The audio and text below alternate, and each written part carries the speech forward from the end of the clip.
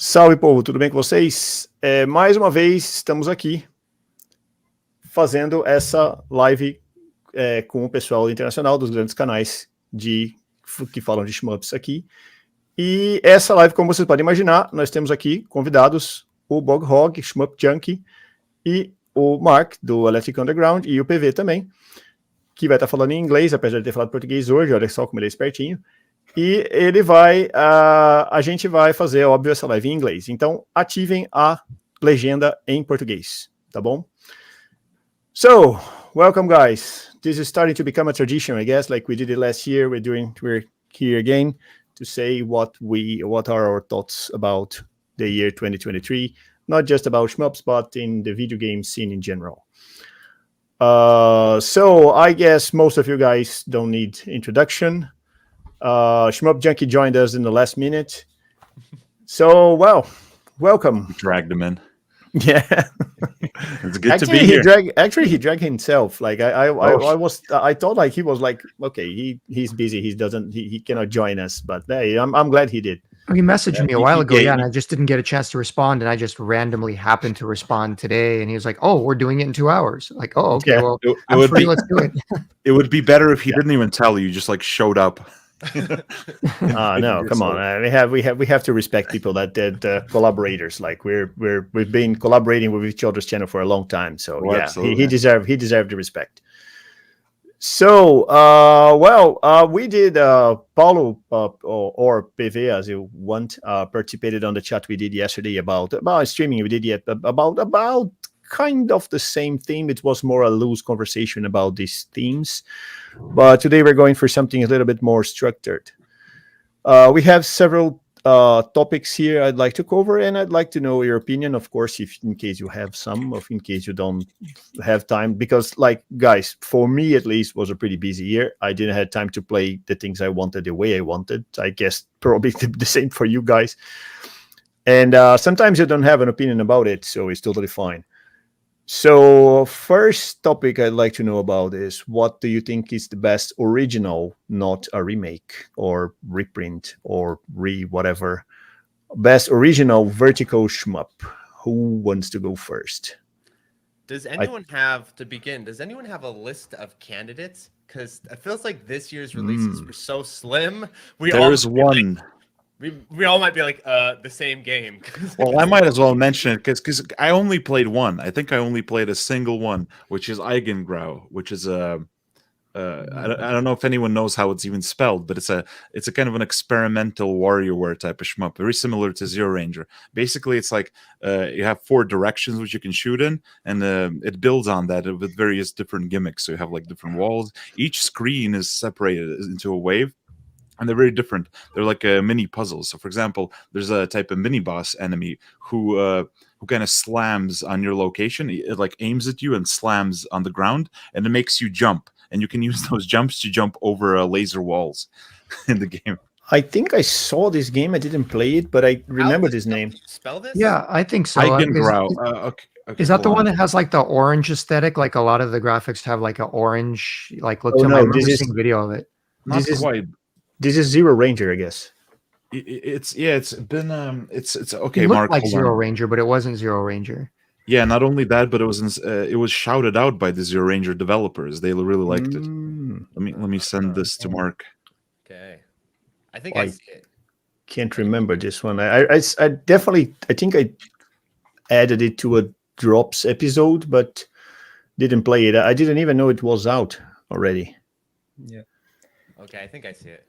Well, to add another name to the mix, I played a lot of Gray's Counter GM, so the updated version. So it's pretty fun, despite not having a rotated screen version mode. So it was kind of disappointing to play a TATE game that you can only play horizontally with nice stuff going on the sides. But yeah, that's pretty much the shmup I mostly played this year. That's, let's say, a 2023 release. That's, let's say, brand new. Although it's kind of January 18, so it's almost 1 year old by now. But yeah, otherwise, that was a year that I would say there were a lot more re-release than new release being made. So yeah, they're fantastic re-release, but new games, I feel it was a little bit less than 2022. Still good numbers, but not as much as last year.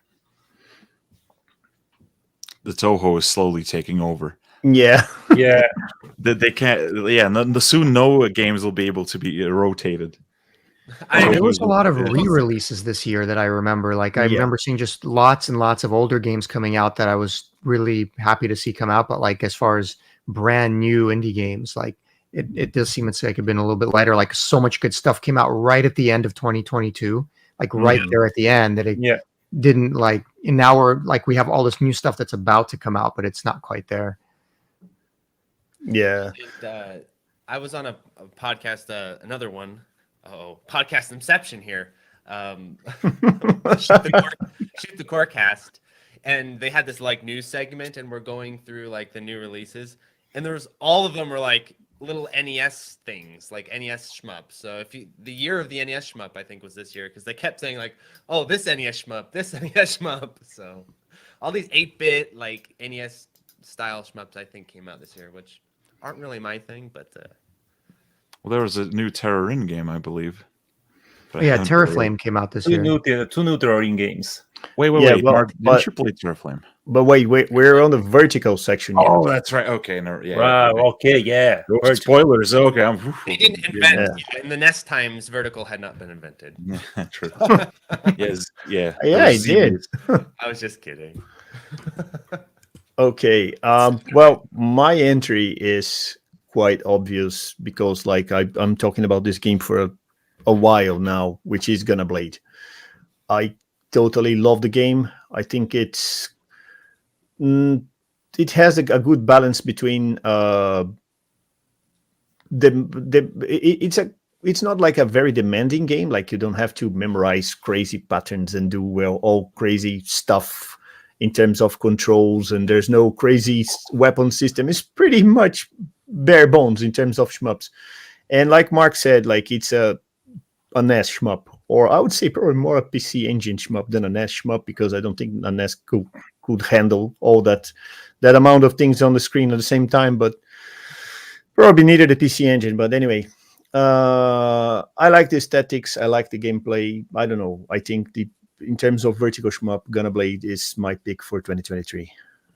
Of course, I played a lot of Grace Counter as well, but I guess Grace Counter came out, the first Grace Counter came out on 2022, if I'm not wrong.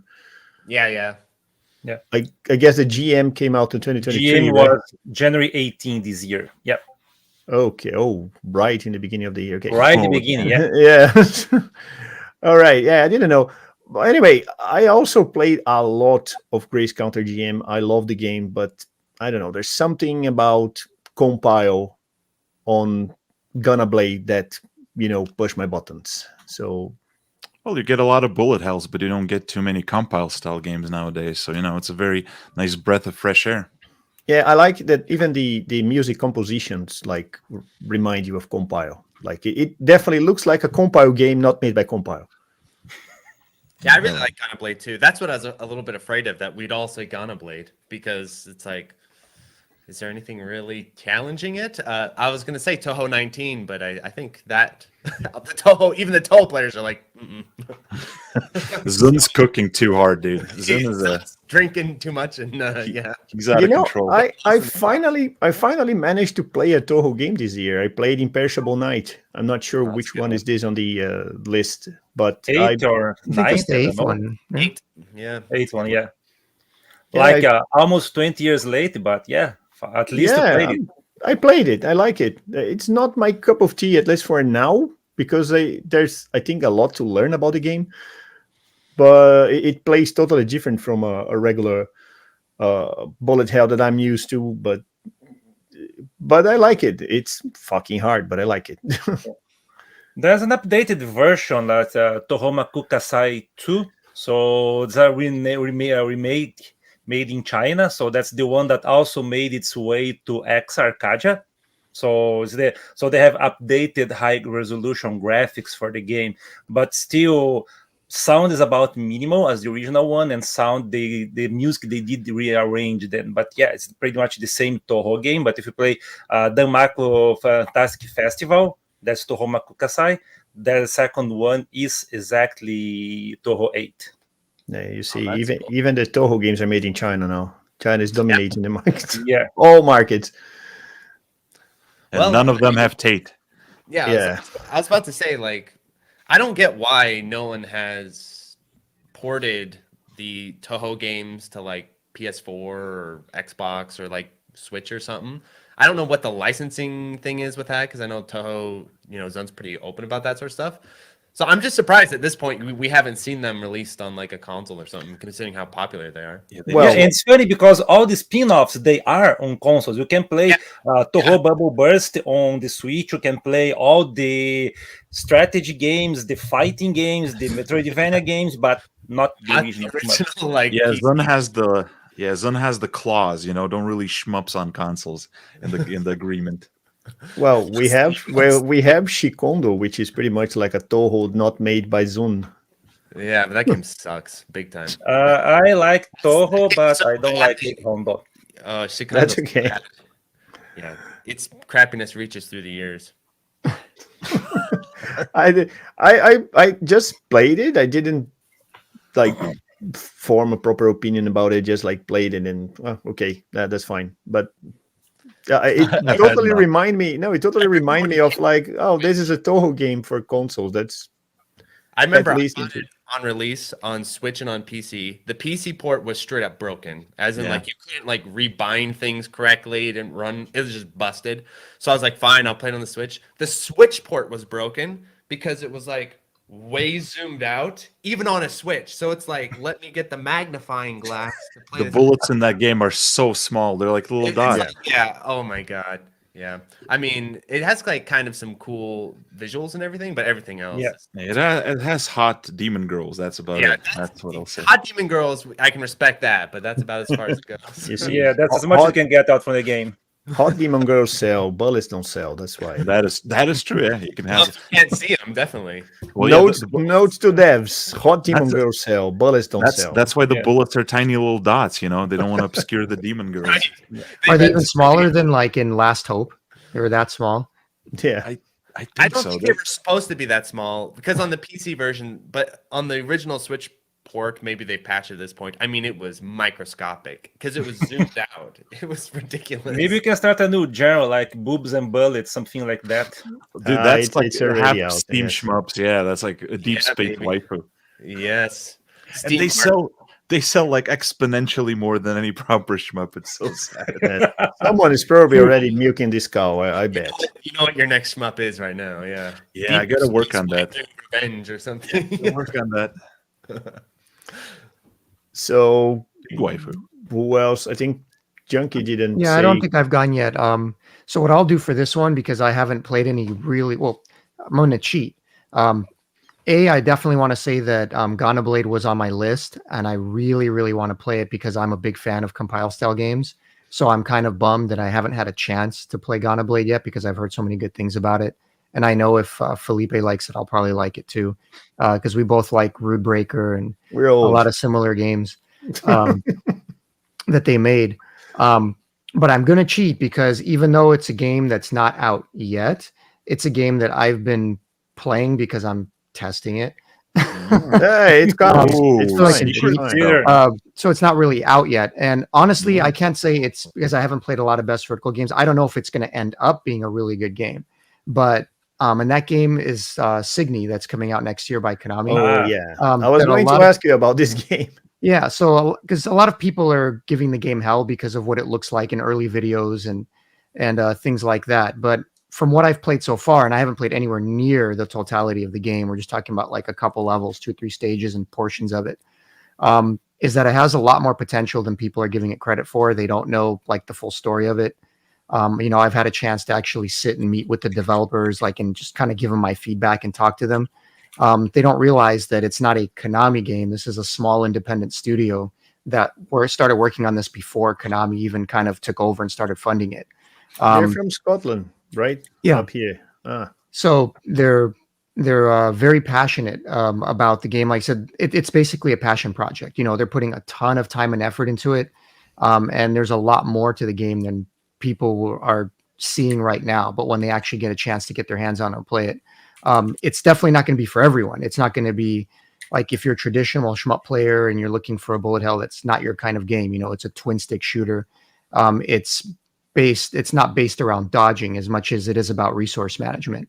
But just visuals aside, because obviously everybody looks and says, oh my God, it looks amazing. But there's a lot more depth to the gameplay and a lot that they're putting into the game that people don't see yet, or they won't see until they play it. So at some point when the game does come out, it'll divide a lot of players. Some players will be like, it's not my type of game. It's really, I can see how it's cool, but it's not my type of game. And there's other people that will really dig it and really love it.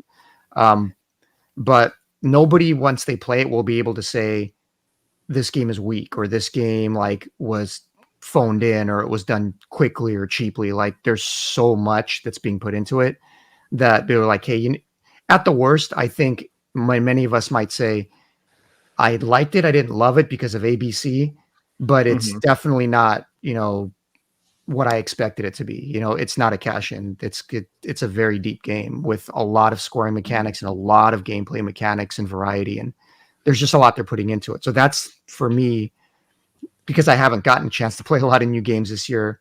At least the most intriguing potential, game for next year, because it's going to divide players, but at the same time, it's going to be a lot more than some people are giving it credit for yet and expecting. And I'm not the only one testing it. They've brought in other like pretty experienced shmup players to play that game too and test it, to give them a lot of feedback, and they're taking it all very seriously and trying to make the best game they can. So it's not going to be a disaster. Let's put it that way. Yeah, no, that's nice to know, because like I've been seeing this game on the media for quite a long time now, and I don't know what to think about it. I just see the graphics and think, oh, there's a lot of production value in this thing, because like people were like definitely spending a ton of money on it. But how does it play? I don't know. So yeah, and that's the thing. I'm being really careful because I'm not allowed to talk about it. So I'm not allowed to talk about details and mechanics. Fair enough. Say I really like it because it does this, and it does this, and it does that. Like I can't say it. All I can say is what I did say, which is it's a passion project by a really dedicated team. So they're putting a lot into it. And whether ends up being your kind of game or not, it's got a lot more depth to like the gameplay that they're putting into it, and a lot more variety than people are expecting, or might be surprised by when it actually comes out. And it's funny that you mentioned, Shmup Junkie, that about the visuals, because I've been following some groups, especially in France, that people, they are kind of expecting, let's say, what is a next-gen shmup looks like. So that Signy is the only one that really looks like a shmup that requires, I don't know, a PlayStation 5, a PlayStation 4, a new Xbox. So that is not only something that you can run on a 2010 PC that, okay, you just do for a PlayStation 4 because that's what's out there for sale. But that's something that definitely needs that kind of hardware to push the boundaries. So it's kind of funny that we like those games because they are 2D, they have like simple visuals, but people are still, there are some people looking for that next gen feeling, and I feel like that Signy may bring this to the table so that other games are not bringing so that recently.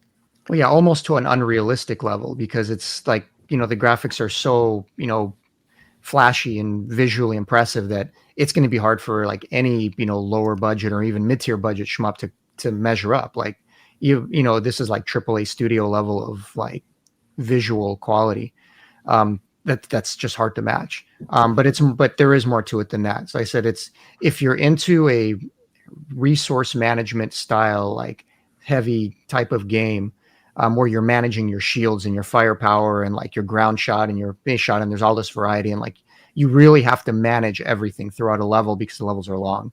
So, and there's more to it than that, but without getting into too much detail, like I said, there's, whether it's your type of game or not, because it's not just aimed at shmup players. Their whole goal in the beginning was, we also want this to appeal to a broad audience. We want this to appeal to people who are playing, what some people consider Euro shmups online. Like, then they're not bad games. Like I'm trying to think of a couple, like that's some people's mean. Like a lot of people love Skyforce Reloaded. I haven't played it much, but some people are like, oh, I love that game. So they want it to appeal to everyone. They want to try to straddle that. So I see what they're trying to do. But yeah, without going too far into it, like I've spent enough time on it. Like I said, I'm at least very intrigued by what I've played so far, and I'm looking forward to like seeing how it all comes together in the end because of how much there is to what they're putting into it.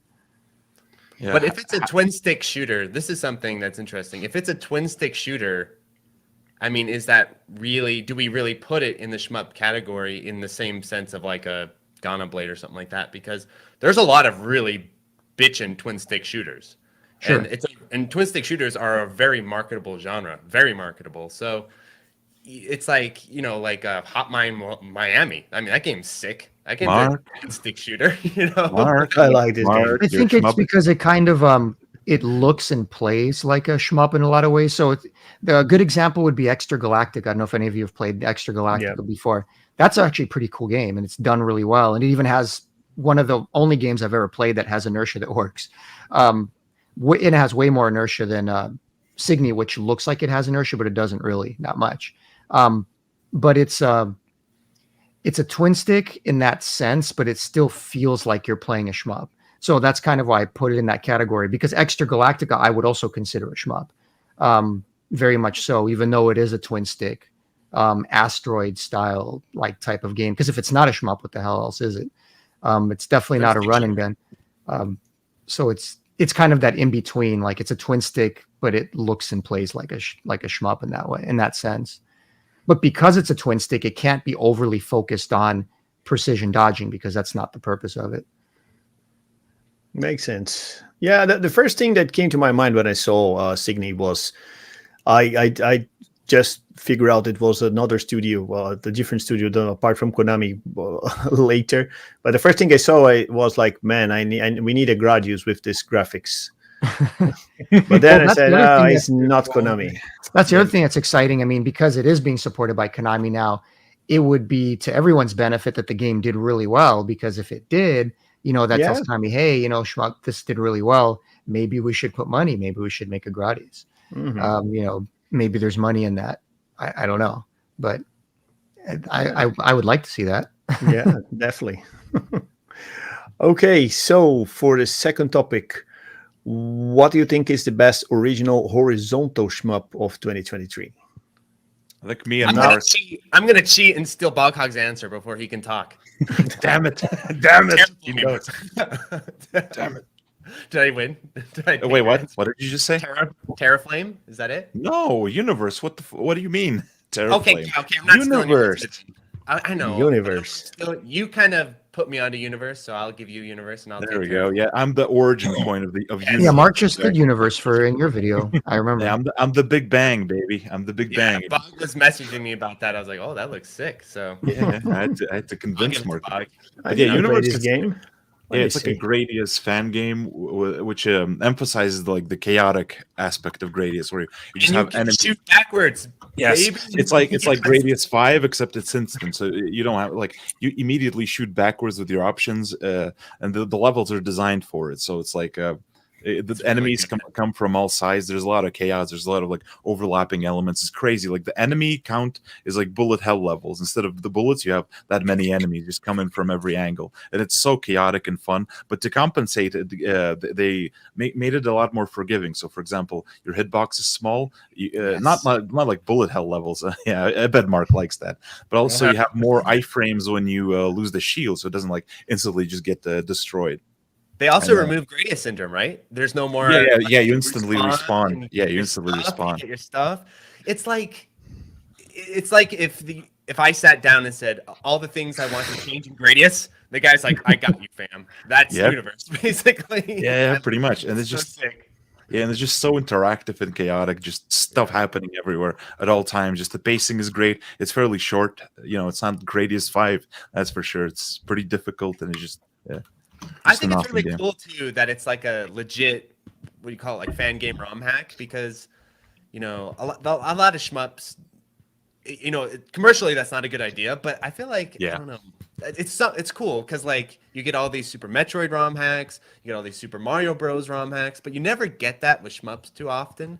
So I think getting a legit Gradius fan game, I think it's really cool. Yeah, and it's free, and you can get it. I don't know, you can get it if you look around. Yeah, look up something like Universe Gradius 1cc on YouTube. There should be like a nice video with a link. There's I also I cannot find this game. Recommendations. Exactly. If you do my Steam 20 recommendations, I have the link in the description of that. Yeah. Okay. Just type in Universe Gradius 1cc on YouTube. You'll see a video, and there's going to be a link in the description somewhere. Yep. That's like one of the few games that I actually did know about. Like, and I, checked out this year because it was Gradius, and I'd seen it and heard about it somewhere, maybe on Twitter, and I was like, damn, that looks really good. I will shout out one game that I haven't yet played, but that looks really cool. It's Nanoforce, whatever. It's like a horizontal surgery themed shmup where you go through like a lot of surgery themed levels. Like a wide variety of weapons. It looks really cool. I played this one. Oh, how'd you like it? I like it. It has some. I think it requires some work to improve and become like the game it deserves to be, but it's not bad at all. All right, maybe. Well, I believe the developer is still actively working on it, so it's definitely worth checking out. There's some. I played it quite a long time ago, so I don't remember what I didn't like it about it yet. But in general, it's good. Yeah, you're right. All right. It was made in the Steam, one of these new engines, right? Shmup Creator, yeah. Shmup Creator. That is a bit of a problem because I believe porting to like Switch and stuff and consoles is basically impossible, unfortunately. Yeah. This year, speaking of Shmup Creator, I thought, you know what? The Japanese guys are doing it, and coding is a pain in the butt. So I'm gonna try working in Shmup Creator a little bit. STG Builder. No. Mark, you're mixing them up. Yeah. Okay, STG Builder. That's right. STG Builder. And I lasted for a day. That thing, I was like, oh my God. Defeated. It is not plug and play, my friends. I honestly feel like Game Maker is easier to use than STG Builder. Maybe that's just me, but I was like, I'm going back to Game Maker. I can't do this. Yeah, defeated. Yeah. Yeah, not to mention the Game Maker can put your game on Steam as well. Yes, yeah. Yeah, Game Maker's like how people, developers like, dude, ports aren't just like press the export to Switch. That's not the process. But Game Maker is literally that. Thank you, Game Maker. Yeah, you just press the export to Switch button. Your game is on Switch. Okay, so we have Mark with Universe, Boghog with Universe. Universe too. Mine's we're both going. Mine's terrible. Oh, okay. Let's see. All right. What about you, Paulo and Junkie? I'm going to be the oddball here because I didn't play a lot of YOKO shmups this year. So the one that I played that caught my attention in the end was Cycle Chaser Age 5, the one that I made the review for ShmupsBR.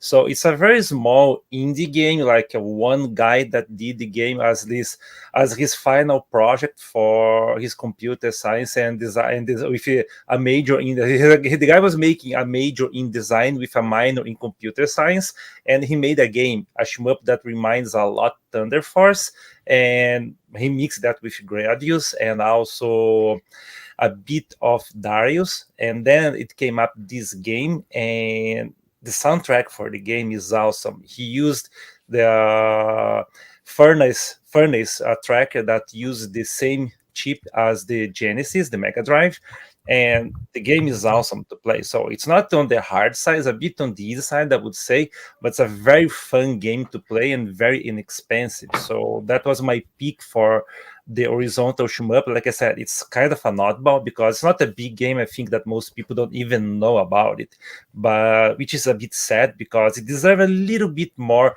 of a spotlight. Of course, the game needs a lot more polishing to be up to the level of other game designers that are putting a few more people to work on the game. But for a project did by just one person, well, that's kind of impressive. So I wanted to see that the guy was doing something with more people, because he would make something very good if he had the support of more people to develop the game. Cool. Yeah, I remember this one. This was an indie that came out, and Paulo say, "Hey, you want to do the review for this?" I say, "Yeah, okay, go for it." And he did. He ended up liking it a lot. I remember this game. Like, yeah, I remember that I played like all difficulty levels and everything, so it was pretty much fun. Yeah. This is pretty rare. Playing all the difficulty levels. All right. Junkie, you want to go or I go first? I'll go real quick because I don't have too much to contribute because again I didn't get to play a lot of new games. I knew that either Mark or Boghog were going to say Universe most likely, and downloaded. If I had to pick just one because I haven't played too many new ones this year, that's definitely impressive, and I would pick that. But as a backup, I would probably go with Terraflame because it's a solid game. Everything he releases is always like that. But it's the first horizontal he's done, and he did pretty much just as good a job with it that he did with his vertical games as he did with Moondancer. If anything, it's a little bit more on the challenging side, because his other games were good entry-level games. Terraflame can be, especially if you play it on hard, definitely will give you more of a challenge. But it definitely feels like playing, Thunder Force, and he did his job trying to copy the mechanics, and he did it pretty well.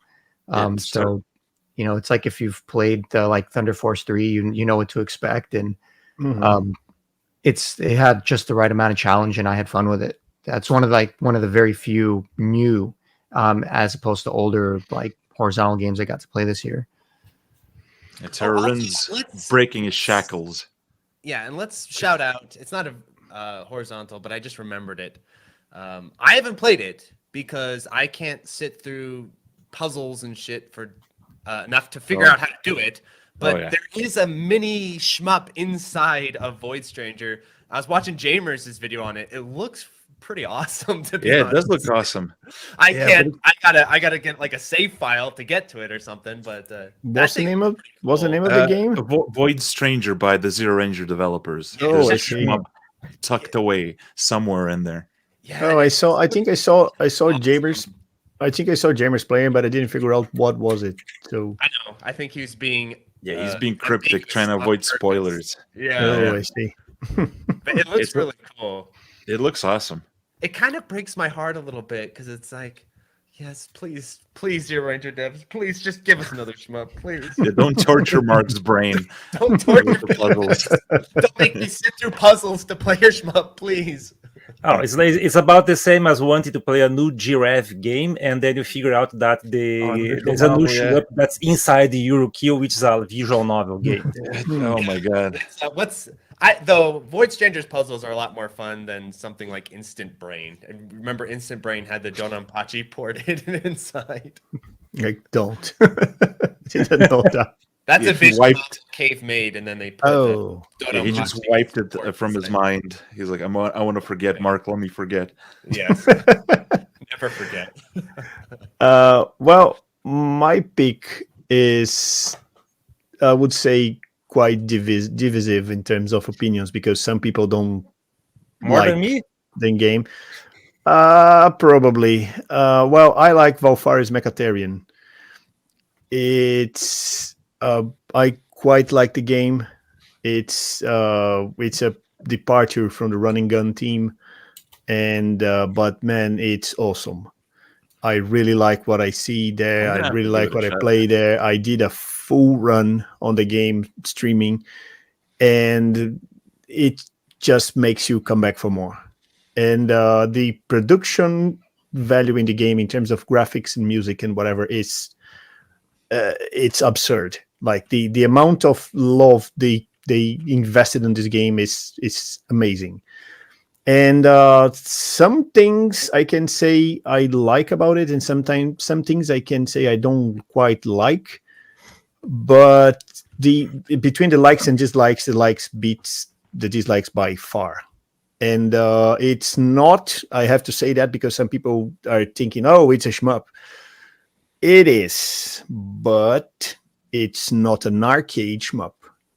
It's not something. It's not some. No, what I say is, you're not going to. It's not. You're not going to once you see it, because like you can. No, you can basically play it forever. Like it doesn't count lives. Oh, really? Oh, okay. It's if you play Valfaris, you know what I'm talking about. The game is about telling a story, and the game is quite long. I guess it's like 3 hours long or something like that. Ouch.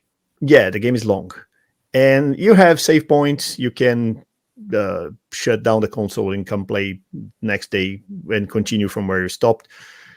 So it's quite long. There's a ton of hidden things, a ton of Easter eggs you can chase and try to find all the secrets the game has. Like it's a massive egg hunt.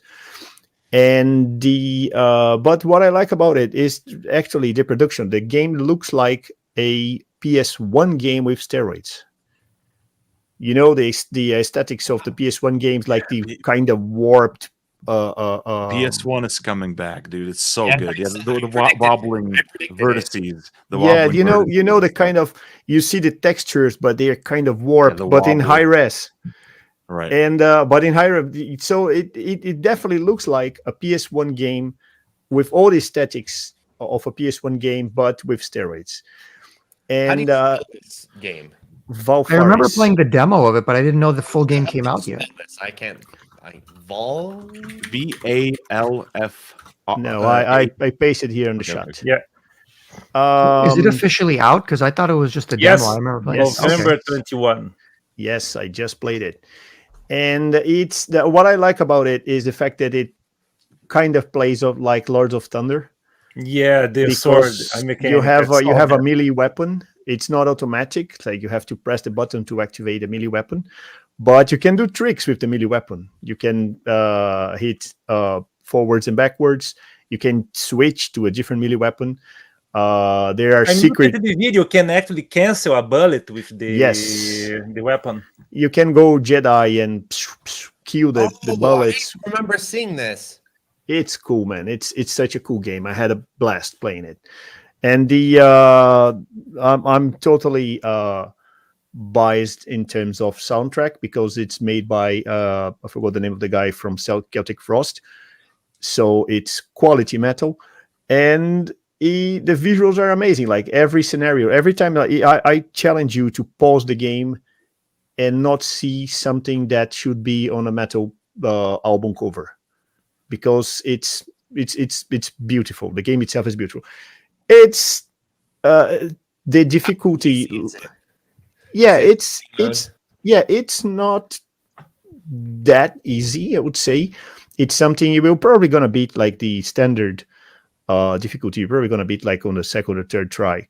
Second, or you if you like invest some time to it. There are harder modes, but the ride itself, the storytelling, it's good, and it's I don't know, man. I had a lot of fun, and I would play it again just for like to be able to play a shmup and listen to good music at the same time without having to switch between apps, and So and I find it fun because I'm looking at the video and the camera, it plays around a bit like Einhander on the PS1. So that it will do like say slightly tilt the back so that you have like a more dramatic view some parts of the game. It's not very frequent. This doesn't happen too often, but it do. Sometimes it does place, and the switch so they don't is play that bit. as much as Einhander did in the past. No. It's definitely a side scroller. Omega 5 on the Xbox a little bit. I think Omega 5 has a more aggressive camera. This game is just like they just pick like some moments they switch the camera a little bit to change to add some drama to the. It does remind me of Lords of Thunder. Looking at it, it does. They definitely. I bet.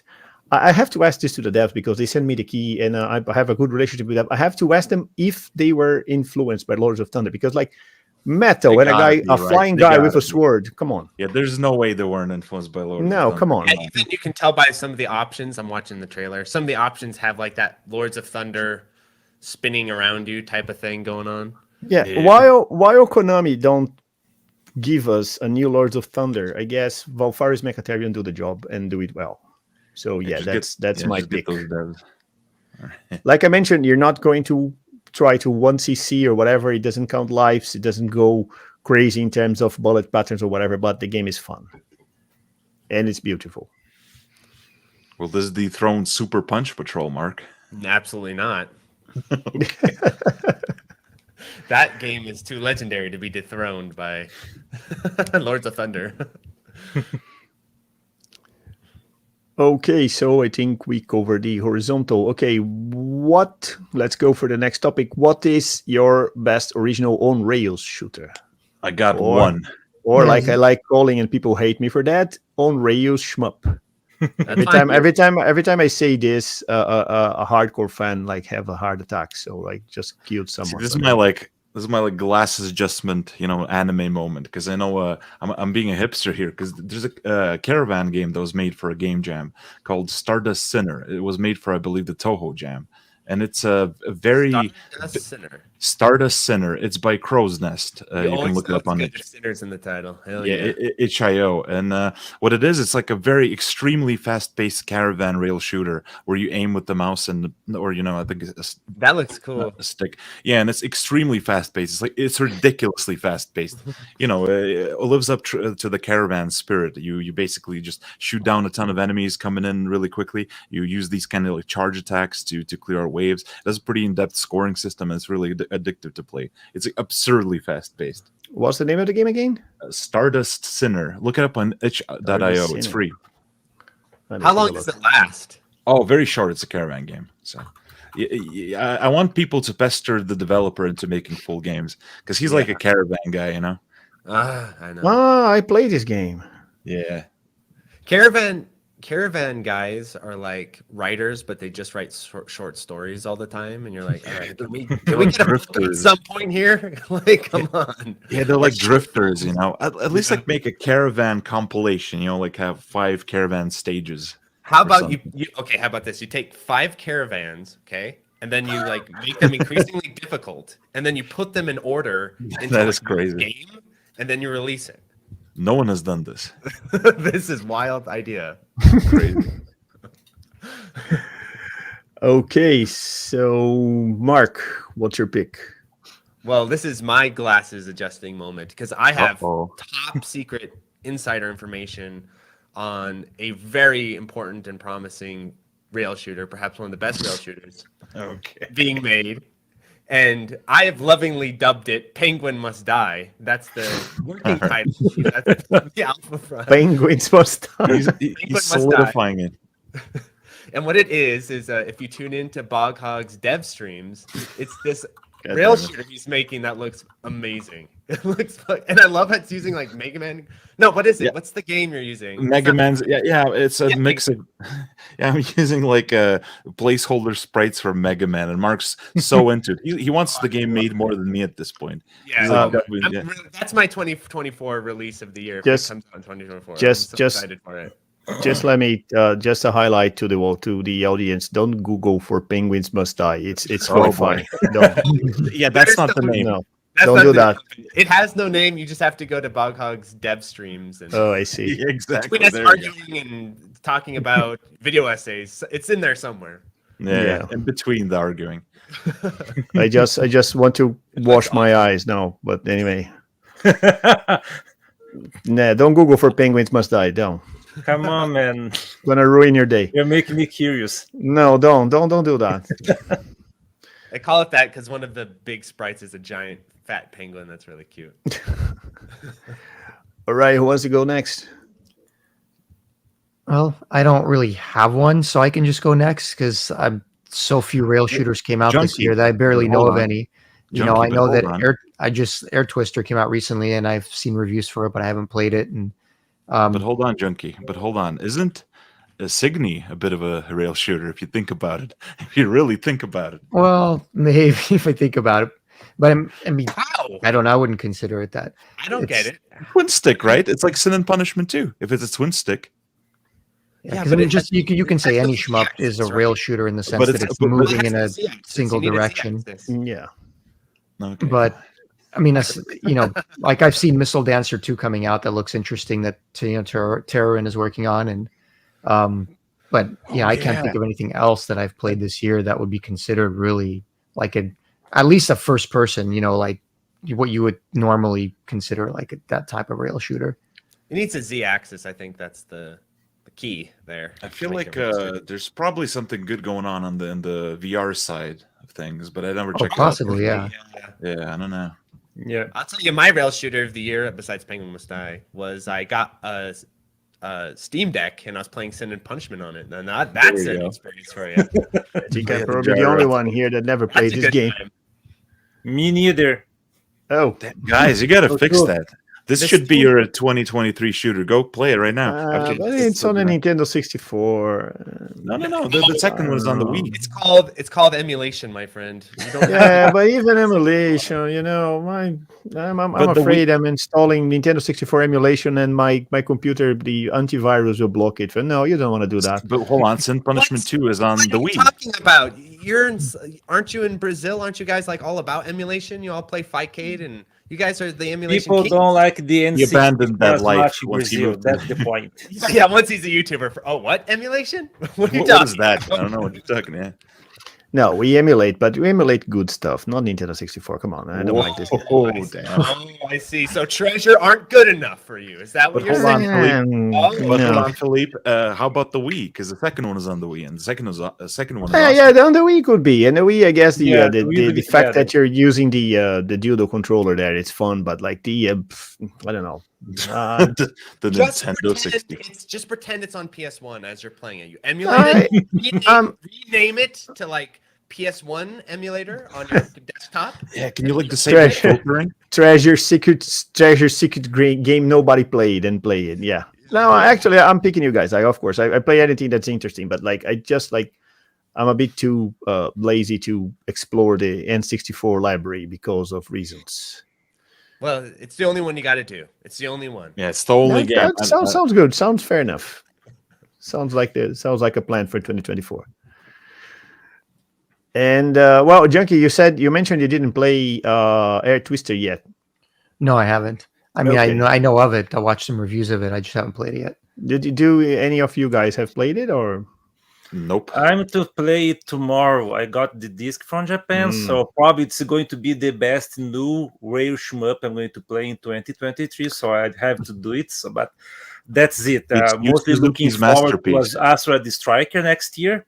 But for 2023, I would say that even if Air Twister is good, I would say that for an Apple-funded game from Yu Suzuki, okay, I expect a little bit more. Yeah. I played it a lot this year. It will end up being my pick for 2023 as well, because it's the game. There's not much more anyway. No, and actually, I was expecting for Asura the Striker to be released this year, because this one I definitely like it. But Air Twister is not bad. It has some problems, not massive problems, but it's not bad at all. Like it's a good game. There's some good ones coming up next year. It kind of looks like a modernized sort of Space Harrier, right? Space Harrier, yeah. And I'm not a big Space Harrier guy, so yeah, same. The thing is though, in Air Twister, I believe you tag enemies, right? You don't like shoot them directly.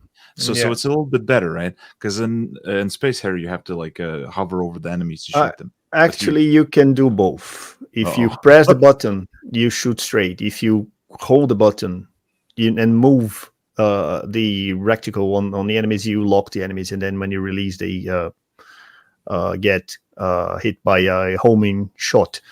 But the game the production value is good. They have it has like good graphics.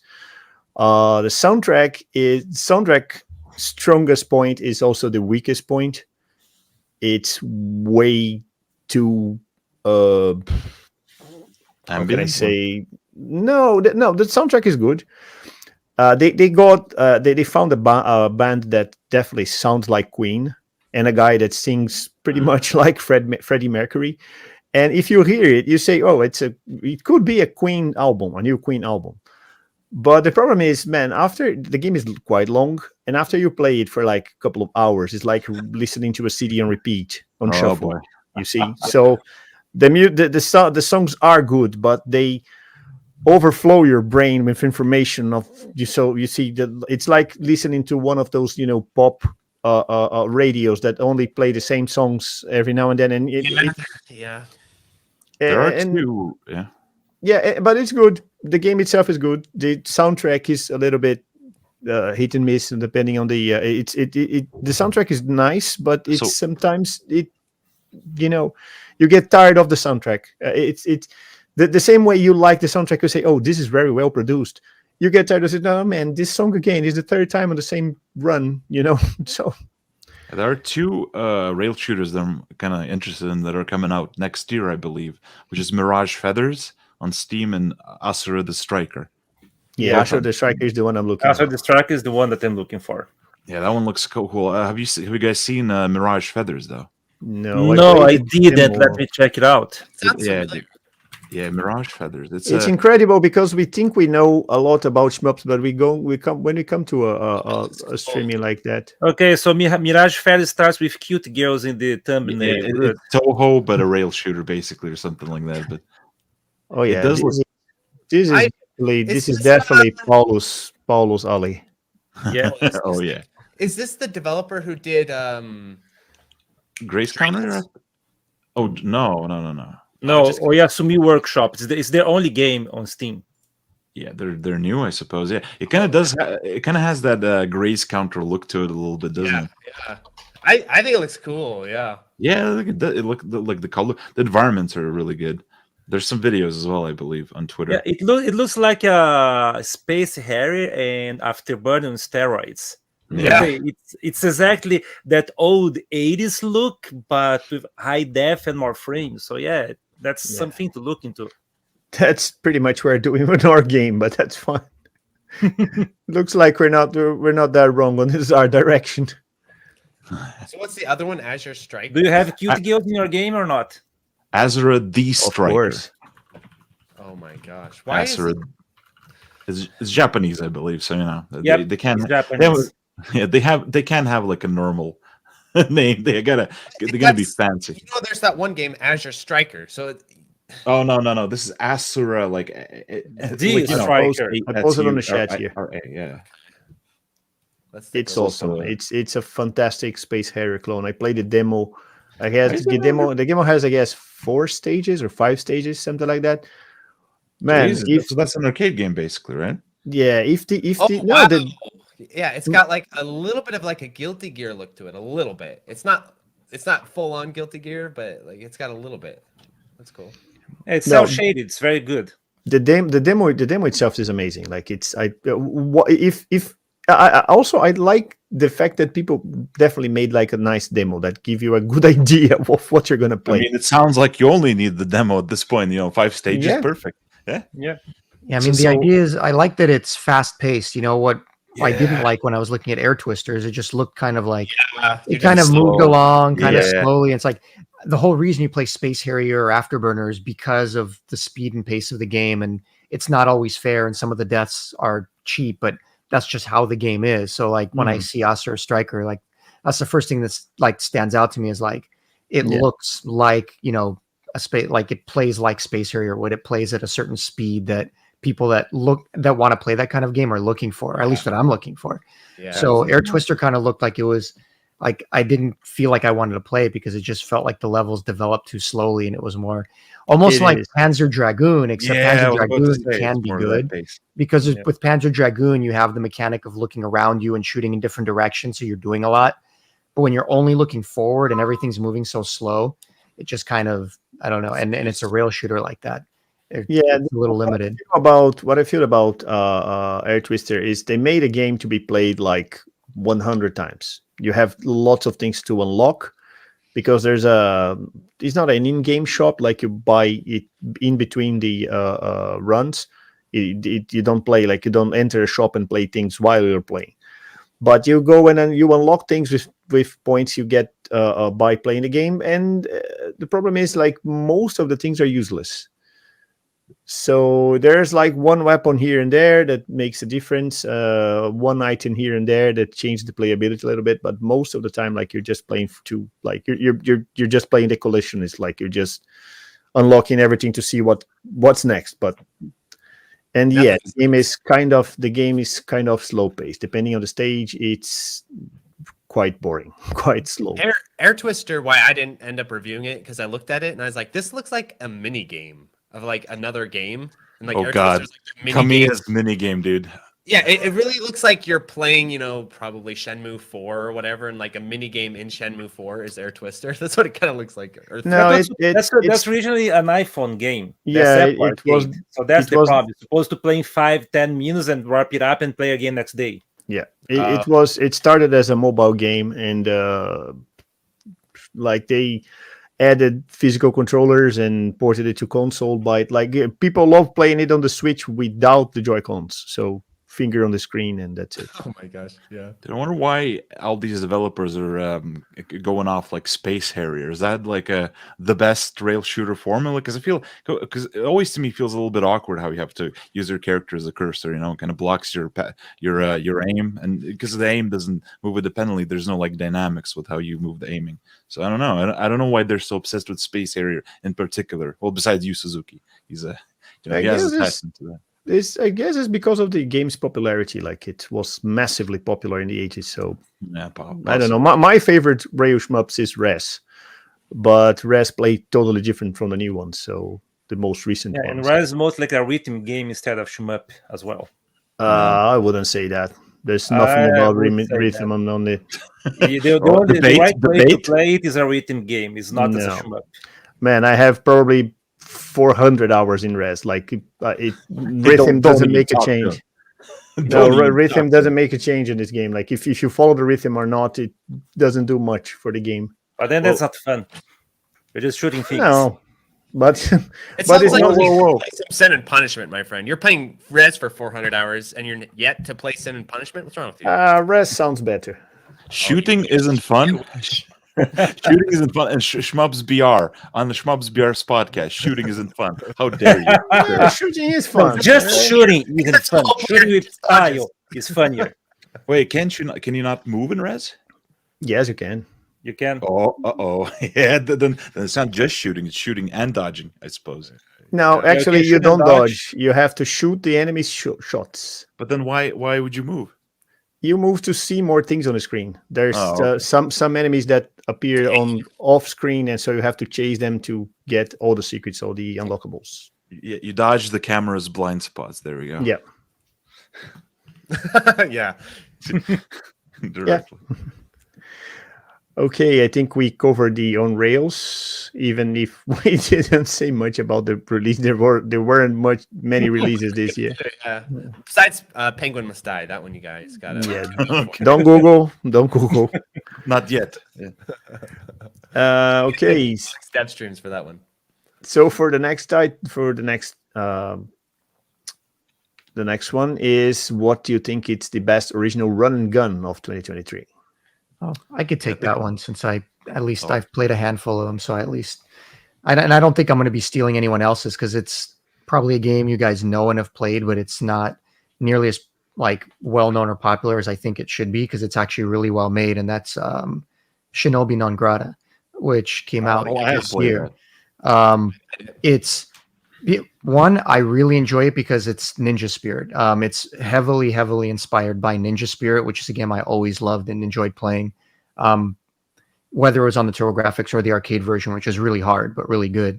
That's just a masterful game by Irem. So they took Ninja Spirit and they mixed it with, I would say, something like Contra, or not Contra, but like Hardcores, because it's very much almost like a boss rush where you have a short stage and then you have like a really involved and detailed boss. But it's basically like Ninja Spirit. You're cycling through weapons, the way he jumps, even a lot of the weapons mirror. It's almost an homage to Ninja Spirit in some ways, a lot of the callbacks and graphics and everything else. So if you do like Ninja Spirit, and a lot of people do, and you like that boss rush style of like action game, I don't know if I would call it a run and gun versus an action platformer. But it's definitely more action based than it is platforming based. So it's as close to a run and gun as of a new game that's already out that I've played this year. And then the only knock against it really that I could make is that it's great for beginners and intermediate players. But if you're an experienced player and you're looking for a hard 1cc, it's not hard enough. Like that would have made the game perfect. It's so fun and it's so creative and it's so well made, and like it's just, there's a lot to it. It's so fun to play, but if you're a skilled player, you'll clear it pretty quickly, within, let's say, a few hours or less. And there isn't a hard enough mode to really like sink your teeth into and like keep coming back for the challenge. And that almost kind of ruins it because it's otherwise like really good. It almost needs like, it almost needs like a follow-up, like a patch where it's like, here's a really great hard arcade mode. Almost kind of like when you play Ninja Spirit on the TurboGrafx and you're like, this game's awesome, but it's too easy. Now that I've beaten it a million times, like I can just run through it. We'll play the arcade version. The arcade version will kick your ass. But it's the same game. Mm-hmm. It really needs that. But other than that, like I said, it's very much worth looking into. And if you're not like a super skilled player and you want something on the easier intermediate side, you'll have a blast with it. It's a really cool game. So that's kind of my pick. And it deserves a little more attention than it's gotten because the dev did a good job with it. Yeah, the dev's working on an awesome looking mech game right now as well. So definitely. What's that one called? I don't remember what it's called, but he has a Twitter account. You can probably have to look it up. Yeah, hold on. Let me get the link actually real quick. Yeah, I think we're editing this, so hold on. I think I saw the game, but I can't remember the name as well. But yeah, I know what they're talking about. Yeah. Let's see. Yeah, I don't know why I didn't play this game. Actually, let me see. Pico. Yeah, his name is Pico on Twitter. Let me link this guy because it looks fucking awesome. Okay. Yeah, it's on my Steam wish list, but I didn't buy it. That's why I didn't play it. This guy posts a lot. This guy, one of those posters. All right. Yeah, it's really fun. So it's like if you like, it's one of those things. Like if you like Ninja Spirit, don't even think about it. Just pick it up because you'll enjoy playing. It's very similar in how it works and functions and the weapon swapping and how all that works. So Ninja Spirit was my first Hue card. It was one of the best games on the system. So I mean, it was good. I had Ninja Spirit and what's the name of the other one? The one with the big samurai that was was waving a sword on top. Oh yeah, Samurai Ghost. Yeah, they horrible game. Yeah, I did something else on the PC Engine. It's a Japanese name. I forget off the top of my head, but it was called Samurai Ghost. In the US, Samurai. Yeah, I had those two games, and I was the only thing I could think about it was like, how come one game could be they're about the same theme, and one is too good and the other's so bad? Right. Well, at least Irem was really good at making games at the time that you had to find the balance between offense and defense. Like a lot of their games had that same theme where, it wasn't just action and shooting; it was always managing that like dichotomy between, are you going to defend or are you going to attack? Like, and always having the right weapon selected and, knowing when to play defensively and when to play offensively. Like Ninja Spirit does that really well. Oh no, Ninja Spirit is the one I liked. I didn't like the other one. I don't think too many people like the other one. No, the other one is a mess, basically. Okay, who wants to go next? Because I'm going to be quick. I didn't play any new run and guns this year, but I've been playing old ones. The one I had most fun this year was Dolphin Blue from the Atomic Wave on the arcade. Awesome. So that's awesome. Let's say anyone who really likes Metal Slug should take a look on this one because they take Metal Slug to a different art direction, basically. And let's say that's the best Metal Slug clone I have ever played. And I just found this out because when I was playing arcade at a friend said, "Oh, is this new? Is this good?" They said, "Yeah, that's on Atomic Wave." I said, "Oh, cool." And then I started playing the game and said, "Wow." And for people who doesn't want to play that on an arcade emulator, you can also play on the Dreamcast using a GDEMU because they cracked the game to run on the Dreamcast as well. So you can even play console those days. Didn't know that. Yeah, have you played Demon Front? That's another really good Demon Front from the PGM. Yes, I played it as well. Yeah, okay. Yeah, if we're including Shinobi non Grata, I'm gonna go with Gravity Circuit. It's not really. Yeah. Okay. I'll let it ride. Yeah. Yeah, it's one that's kind of looks like I was really intrigued by that one. It looks like it's an homage to Mega Man games, obviously. It is, but it's kind of weird because it's like a mix of a Mega Man with a beat 'em up element. So the normal stages are very like mobility heavy. You have a grappling hook, it's pretty fast. One of the things I didn't like is that a lot of the enemies are pretty bloated, as far as I could tell, and their health is bloated. I had a lot more fun when I was like, okay, I'm just gonna ignore the enemies whenever I can and blast through the levels really quickly, and the game instantly became a lot more fun. But the real highlight of the game, the thing I loved, is the boss fights, because the boss fights are like a mix of Mega Man bosses with the beat 'em up like character action elements. So not only do you have like a kind of Mega Man strict patterns, Well, the patterns themselves are really well handled. The bosses have very simple, like just a few attacks that are really easy to remember and memorize. They don't have like long strings or any of that shit, and they mix them up in really interesting ways. There's like RNG, the way they overlap, it always creates interesting situations. The way their random, repositioning affects attacks is really fun, and your own moveset is really fun because you can do a lot. You can you can jump kick, you can do a lot of these. Punishes during different attacks. You have a pretty extensive moveset, and the bosses are really fun. I believe that it should have a boss rush by now. It didn't when I was playing, so if you play it as like a boss rush, it's amazing. And one question: does it play somehow like Bionic Commando, or it's a little bit? Yeah, a little bit. There's a grappling hook during the stages in which you use. It's more similar to well, I'm not sure if you played this, but Environmental Station Alpha, the way the grappling hook worked there. No. Yeah. It's not quite as like tight and controlled as Bionic Commando, but it's kind of similar in the similar vein. Okay. Yeah, that game looks really cool. I have to play it. Yeah, the graphics are good. I like it. Yeah, when I was like, okay, Mark, check out Gravity Circuit. He's like, nah, I'm done with 2D games. Perfect segue to my choice. So my choice for this year's run and gun, you guys went with Ninja Gaiden Shinobi non Grata and Gravity Circuit. So I get to choose this. I couldn't take this one away from you, Mark. I'm going with Wanted Dead because there you go. That's like a 3D run and gun, and that game is sick. I love that game so much.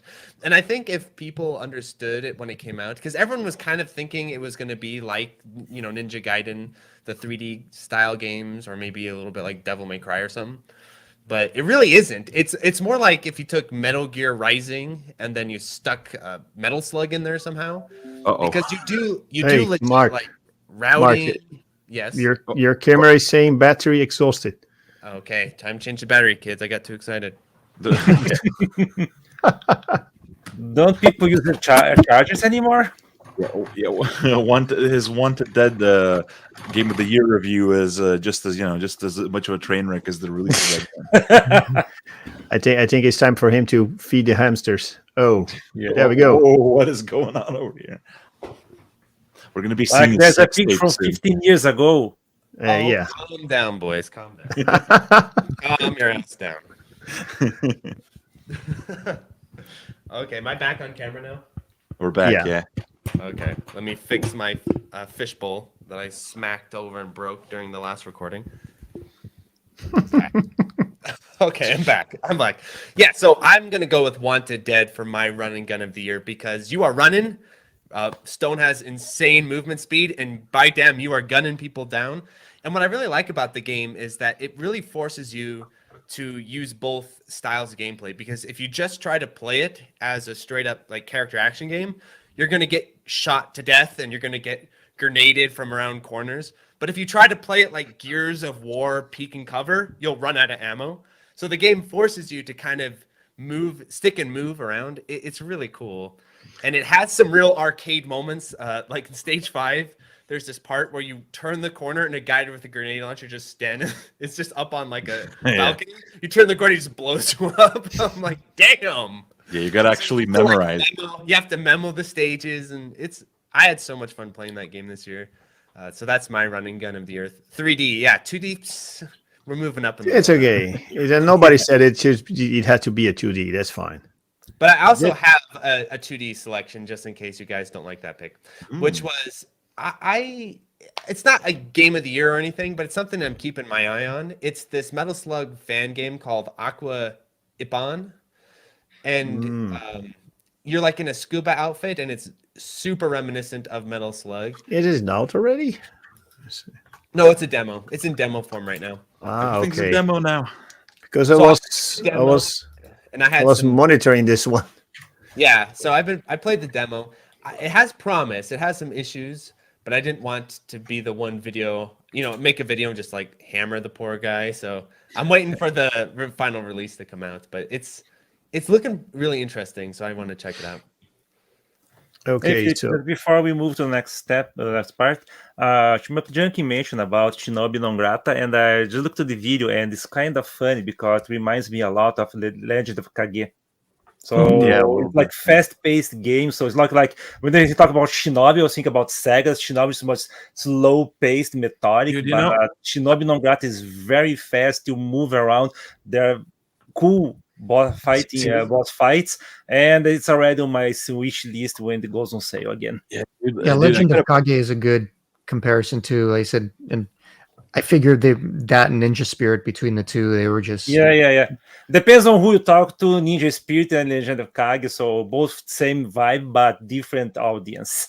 I guess probably Legend of Kage probably influenced Ninja Spirit by a lot, because like it's a very early game, so it's a I got a point here to make. I wonder if you guys agree with me, because you play a fair bit of like arcade old school platformers. I feel like this is there's like a genre of platformer that kind of died out, where it feels like a run and gun almost, where the platforming, the terrain is a lot more flat.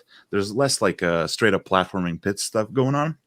But the enemies spawn from every side of the screen. They rush at you. They're like infinitely respawning. It's very like chaotic. It's very like enemy AI based. Well, think for example, Legend of Kage, Ninja Spirit, Ghosts and Goblins, another game of this style, and also this. I think this comes back. It comes from Russian Attack. Those old games like Kung Fu Master, where they kind of influenced platformers, and you had that merger. And run and guns came from the same mold of games, and I feel like this genre of platformer is almost dead now. Now everything is influenced by like Mega Man, Shinobi, those kind of like more puzzle room based games. So you know what's funny? Like I literally had a heated argument with my IRL friend about this yesterday, because I went over to hang out with him and force him to play Resident Evil Mercs with me. And his tastes are very like modern gaming tastes, RPGs, that types of thing. And the game he was just super jazzed about, and he's like, "This is like the best platformer ever. This is like one of the best platformers ever made." Was The Messenger, which I played and reviewed, and I was like, "Oh, you mean Super Mario Bros. With a sword?" And I proceeded to like slam The Messenger for like 5 minutes. Oh man, fair comparison. Oh my gosh. And I was just trying to explain this exact thing to him. He's like, "No, it's not Super Mario Bros. With the sword." I'm like, the jump mechanics, the level design, the enemy, even the boss fights are all very like Nintendo inspired, Super Mario inspired. And I was trying to show him like Ninja Gaiden and some of these kind of like combat based platformers. And he said to me, "Yeah, but I don't care about that, because I like to be able to move fast in platformers. I don't care about combat." And I'm like, what are you talking about? You could have told him that if you press a button, Mario will move fast. I was trying to tell him like, but if you think about it, all you're doing is holding forward. Like, sure, the screen's moving. It looks like you're doing stuff, but the Messenger literally has screens that are just empty, and you just run across them. I'm like, you don't think that's a problem at all? It reminds me of like racing games, where a lot of players are like, "Oh." Yeah, well, it reminds me of racing games where a lot of players are like, "Oh, I don't play like more semi-racing games because they don't feel fast." But when you look at like arcade racers, a lot of them are a lot like the amount of actions per second or per minute, whatever, is often lower. So you have that like in Sims and something like Dirt Rally, you get like that really intense sense of speed because of the APM, and also just increase the field of view, dude. Just increase the field of view. I really like this style of platformer. I wish it had some kind of official recognition. Yeah, it needs like a label. Play them instead of Mario Brothers. Yeah, it needs a label, because a lot of people don't know where to put them. Like for example, Junkie, you put it under Run and Gun, and I feel like that's the reason why, because it has more in common with the Run and Guns, the type of design. Close kind of is like the difference. Yeah. Like sometimes I just call it like an action platformer, because it just kind of says, hey, it's focused on like combat and action as opposed to platforming or something. But then there's no way to really. There's because you think about like action platforms like Mega Man X. Mega Man X. It's similar, like in the sense that you slash a lot of dudes, but there's no like that run and gun chaotic feel of dudes coming from every angle. I got to slash this guy, got to jump this. That kind of Cyber Shadow's a bit like that. Cyber Shadow's a little bit like that, not totally, but a little bit. Well, there's my pick yet. I didn't say mine. the run and gun I like, and then I played in 2023 is a game called Deathwish Enforcers, which is definitely a rip-off of Sunset Riders, but that's cool. But with characters from police movies from the 60s and 70s. Oh, so yeah, I know that game. That's right. Yeah, you have you have a one character is definitely Charles Bronson, the other is definitely Clint Eastwood, and there are all two chicks I couldn't recognize from any game, but they're pretty interesting, and the everything, the mechanics and everything else is definitely a rip-off from Sunset Riders. The soundtrack is crazy good. It's pure 70s music. There's a lot of humor on the game. Like you basically bump into a pun every, I don't know, 2 minutes you play. And I don't know, man, it's amazing. It's really good. The gameplay itself could be a little bit better. The mechanics, the hitbox, the characters' hitbox are a little bit too big for my taste. So you have to play.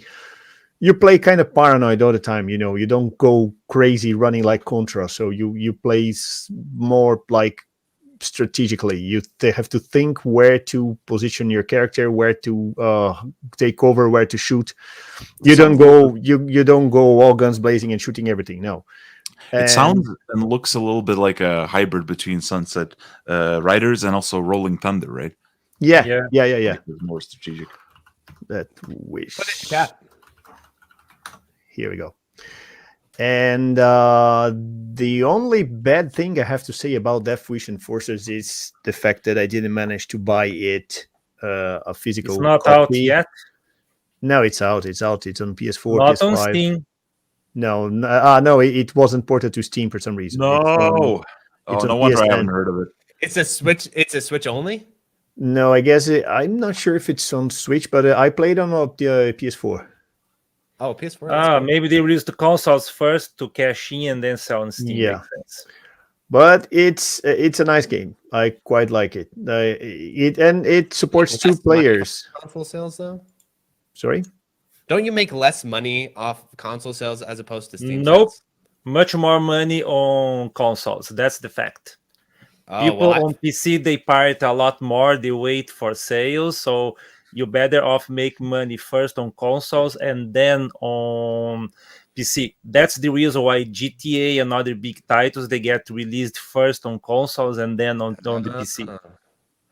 Yeah, I've heard though, I guess depending on what your publishing and all that deal is, but I've heard like you get way more from Steam, you know, that 70% or whatever, versus what you get from you're not talking about the percentage, you're talking about the whole amount of money. So yes, you take Sony and others, they take much more money from you. Yes. When you do the game through them, but you're going to sell much more on the PlayStation, Nintendo, or Xbox than you're going to sell on Steam. That's the point. I see. But about Deathwish Enforcers, limited run games made a very short run for they published a very short run for this game, so nobody basically had to manage to bag a copy. And now it's crazy expensive because like people are finally playing the game and figuring out the game is good. That's funny because I usually follow the limited run games newsletter, and this one completely flew under my radar. Yeah, mine too, unfortunately. Couldn't they just do another pressing, or did they not do that? They never They don't do second press. They're called limited run, Mark. But what about the strictly limited dogs and all the other... They have to talk to strictly limited then. They have to do all the... Or cross your fingers that it gets released in Japan for some reason. Yeah, the good thing about strictly limited games and limited run games is that they're starting to get pre-orders for PS6 games already. Oh, good. Yeah. So maybe someday. Yeah, Sony didn't make a console yet, but they will take 12 years to deliver your game, so why not? Just go ahead and just forget the whole physical thing at this point. Nah, I like physical. Over his dead body, Mark. At this point, yeah. You're gonna have to prize. No, I like to have my physical games. I don't like the idea of online distribution only. This is not something I support. But anyway, that's just me being old. Sorry. Hack your PS4. Yeah, exactly. Yeah, I saw something on Twitter a couple of days ago. It was something like if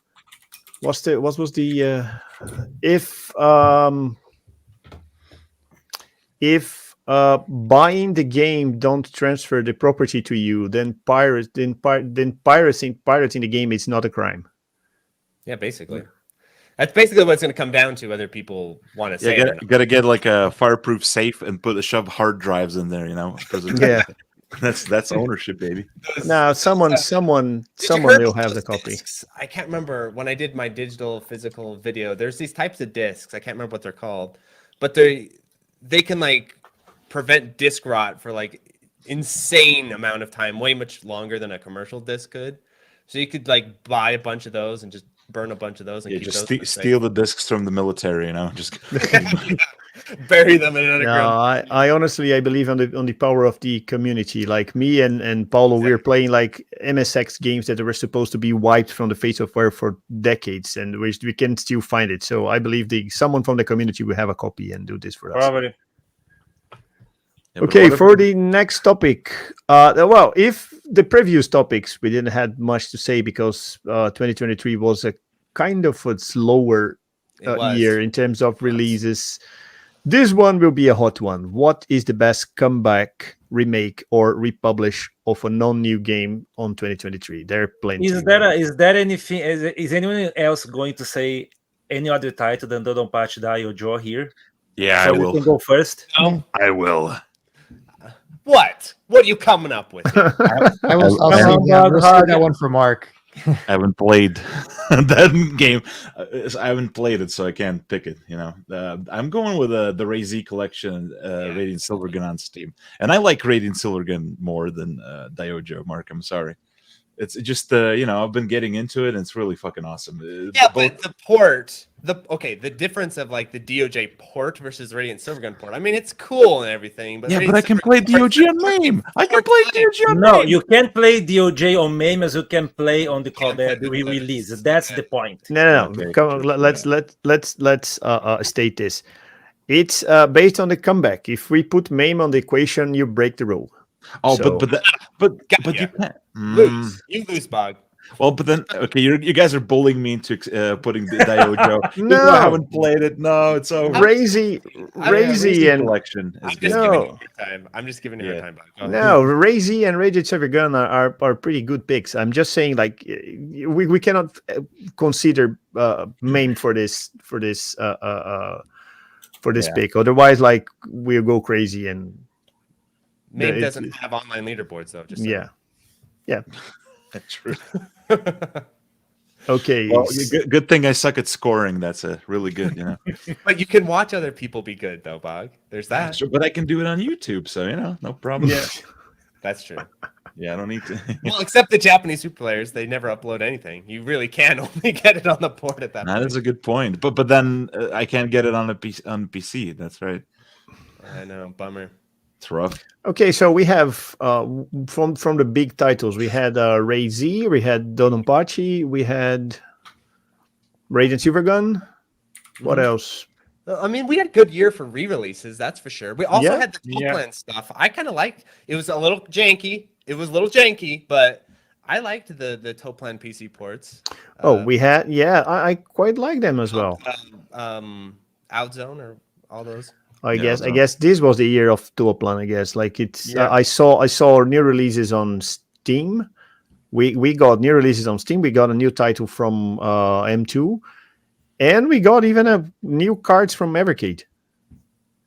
True. And I do like the Steam port of Radiant Silvergun. I do kind of wish it was a little bit more robust in terms of like new stuff, because it's like it's the same thing 3 times. I even say that review. It's like, okay, it's cool, it's on PC and everything, but that's why you should port 3 times in a row. See, that's why it's good to like slowly get into shmups, because I couldn't get into. I bounced off Radiant Silvergun so many times. I finally get it. I see the light. It finally happened. Yes. Yeah, so now it's not gonna fully enjoy it. Well, you're like, same thing, Yeah.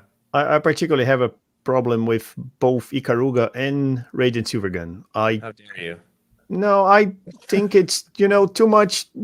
You hate treasure. We're figuring this out. You don't like sin punishment. You don't like man. you don't. Philippe. You're getting somewhere. Could be. Philippe, name a good treasure but game. I'm not alone on this. I'm not alone on this. But in my opinion, like Radiant Silvergun and Ikaruga, I think they play nicely. They are absurdly well done games. They are fantastic in terms of graphics and visuals and whatever. Even in the storytelling, they're good. Like even if Ikaruga, the stories, the backstory is minimal, but like there is a story there that people love it.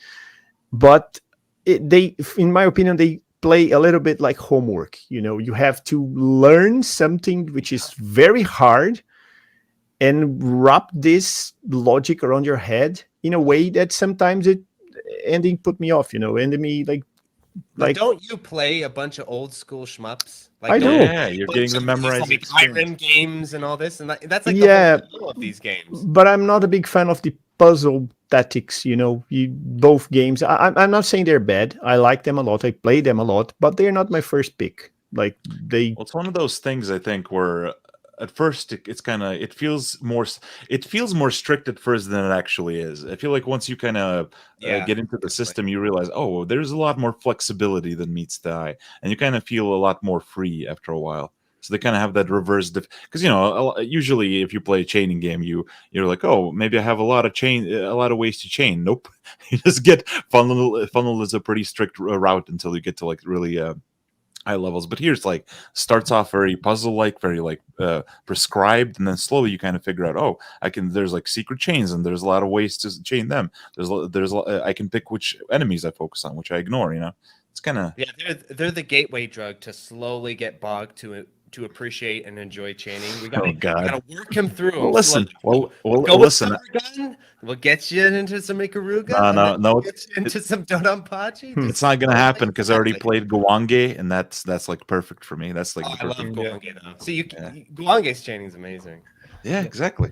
What I feel weird about Ikaruga's chaining is that in the end you are trying to change the way you have to shoot at enemies, while it feels a bit unfair that, okay, last time a white enemy got me, so next time should be a black enemy that gets me, so that they can take a life out from me. So it's kind of, you have to pick the kind of enemy to focus on, so it's distracting overall. So in the end, I'll just play Ikaruga and don't care at all for the chaining, unlike, let's say, the Daiojo, where, okay, I try to say, okay, if I wait a little bit here, if I use the hyper, I can extend my chain.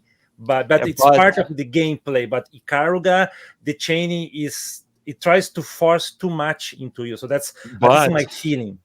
But if you delay your kills for like a fraction of a second in Daiojo, your chain's gone. It's flushed down the toilet. But in Radiant Silvergun and Ikaruga, if you don't feel comfortable chaining, you can just ignore the enemies. You can just hang back. You're like, nope, I'm not dealing with this today, baby. And there's a lot more flexibility there. How you can probably if you want to keep the chaining, as I think that the chaining on Daiojo is a little bit more severe than Ikaruga in that respect. But at least it's still part of the basic game mechanics, so you don't add another layer on top of that. Yeah, there's like an eternal debate, the two two types of chaining fans, Yeah, well, I like them both, and I'll give you. I'm not Mr. Ikaruga, but I do have to say that one of my favorite moments this year came from Ikaruga, which was during Shmup 6. Dr. Tan did a live Ikaruga run, and Dr. Tan's Shmup philosophy, I'm not of the same Shmup philosophy, where what he likes to do is he likes to completely route his games in complete isolation. He doesn't ever look up what other people are doing. He wants to route his games completely blind. And so he came up with this whole chaining route completely in his own world without any external influences, and it worked because Ikaruga's more flexible than it seems. And when Soft Drink was like commentating his run, he's like, "Wow, I've never seen this. Wow, okay." Like it's like kind of blowing Soft Drink's mind, like, "Oh, what?" And there's this really funny moment where I don't know if it picked up on the camera or not, or on the Micronaut, but we could hear his commentary as he was playing, and like Dr. Tan was like really into it. And there's this whole section in Ikaruga where there's a safe spot, and Dr. Tan, because he doesn't look up routes, he didn't know this. So there's this part where it's like he's doing all these crazy dodges, and Soft Drink is commentating. He's like, "Huh, I wonder why he doesn't just go in the safe spot." And then Dr. Tan, as he's playing, he's like, "What? There's a safe spot." And I think you can see it on the camera, and like everyone busted out laughing. And he's like, this I was like, "Dude, just keep doing what you're doing. You're not gonna find the safe spot in 3 seconds. Just keep going." This reminds me of a friend of mine that used to play Mega Man, and for some reason, and he was really good at the game. Like he was back in the day, like he was totally dedicated about Mega Man. He was like probably if you're watching this, man, you're the best. You know who I'm talking about. But he played Mega Man, and I remember coming to his house one day, and I said, you can switch weapons, right? No. How do I do that? If I press select. Mega Man the correct way, you mean? He was playing correctly. He was playing Mega Man without only with the Mega Booster, nothing else, and he managed to beat the game as many times as he wanted. That's funny because that's how I play Mega Man these days. Is because like the weapons I feel like are a little overpowered, so I'll just play it with the Buster cannon. Yeah, the way I do it is just like Buster only until the boss refights, and then I just use the weapons. I'm like, I feel like that's the intent, right? I beat Mega Man X with Buster only. Well, yeah, I did that. Well, that's like a classic. You got to do that. Yeah. You have to. Just to put in context, this was in Brazil in a time where there were like rare magazines talking about games, so he had no idea he could switch weapons. Yeah, that's cool. Yeah.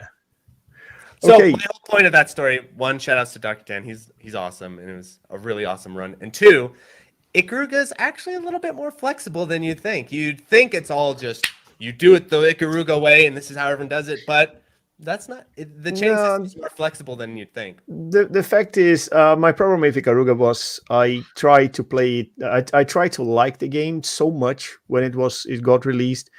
I played it so much back in the day because like it was the big shmup of 2001 or 2001. 2001. It was the big shmup of the decade of 2000s and 2010s. Yeah.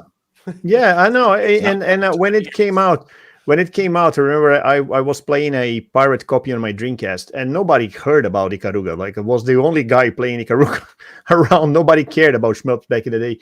And I was forcing myself to, you have to master this game because it's really good.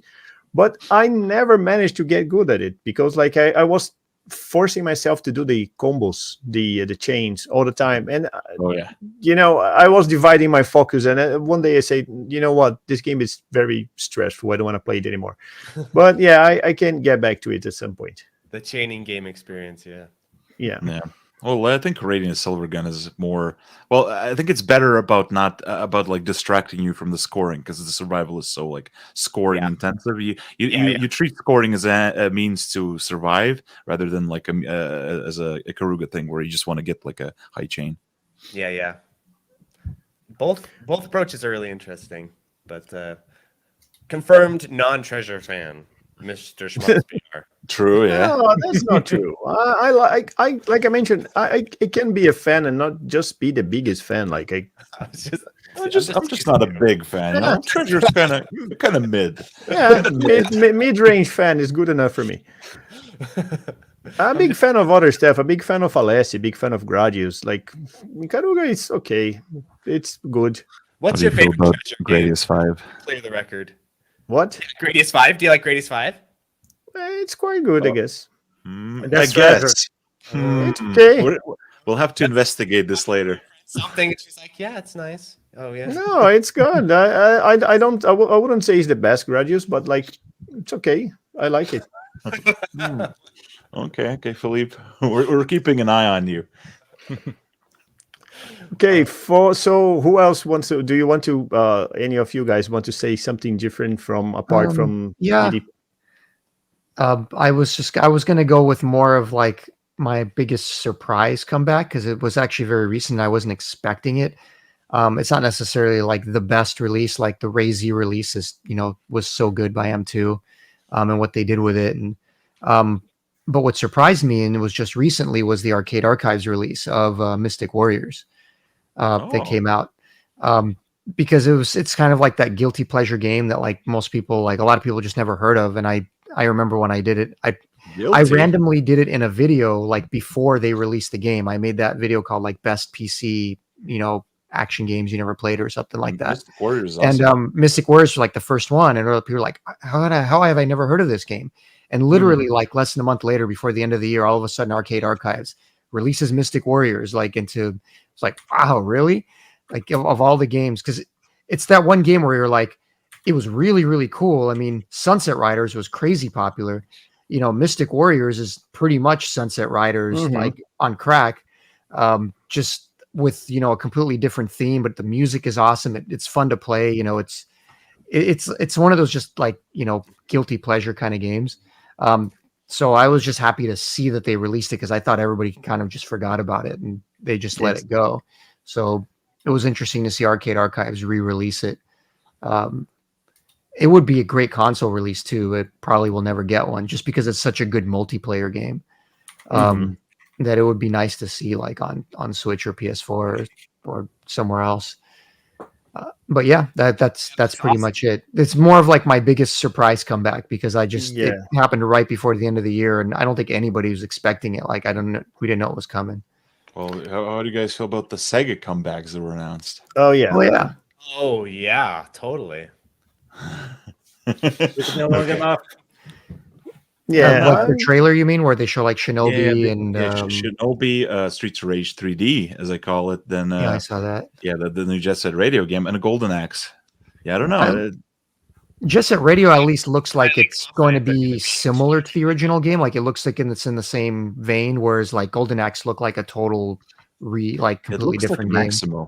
It looks like Maximo, like the second Maximo game on the PS2. Very much in that like action adventure vein. Yes, I mean it depends on the developer, like always. I mean, it's we don't know who's going to make the games, and we kind of do. Whether they're good or not. What kind of know who the developers are? Some bigger game or something, weren't you saying, Bog? They're like not actually individual games. They're like in some bigger. games. That's a theory. That I don't think that's going to be true. But there is some like indications they're going to be part of a kind of like metaverse live service thing. But I don't know. That hasn't been confirmed at all. So we don't. But we don't know some of the developers. For example, Shinobi is being either co-developed or developed by the Streets Rage 4 guys. The Streets Rage. Yeah, the what are they called? Well, not Dotemu, but the like Lizard Cube Games. They also did like the Wonder Boy, I believe. And the new Streets of Rage is going to be developed by a team that made like a kind of like a Power Stone type of fighting game before. I forgot its name, but yeah, most likely them. So we'll see. I don't know who was in charge of Golden Axe though. So we'll have to see and find, see how that goes. I'm also really curious about the Final Fight remake that Capcom is going to do. Not to be an asshole, but like for me, part of like what makes these IPs their IPs is the fact that Sega made them and that the Sega dev team, it was their work.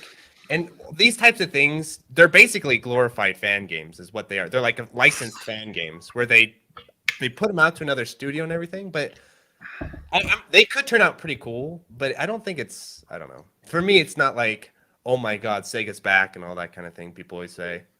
Well, I have to agree with you I would say most of the titles I saw on the trailer, but I quite like what I saw about Shinobi. It's going to be a Metroidvania, dude. It's okay. Oh, you're okay. Well, damn, you're immune then. I'm so scared that it'll be a Metroidvania. No. Yeah, probably. I'm pretty sure Shinobi will be a Metroidvania. Golden Axe will be something, I don't know, like a GTA with melee GTA with like where you walk around and meet guys here and there. Right, an open world thing. I'm pretty sure Streets of Rage will be a disaster because it looks horrible, and the other two games looks okay, like they look fine, but they didn't convince me. But Shinobi, I don't know. I think they're doing something doing something good there. You have to like Jet Set Radio in the first place to be excited for the new one.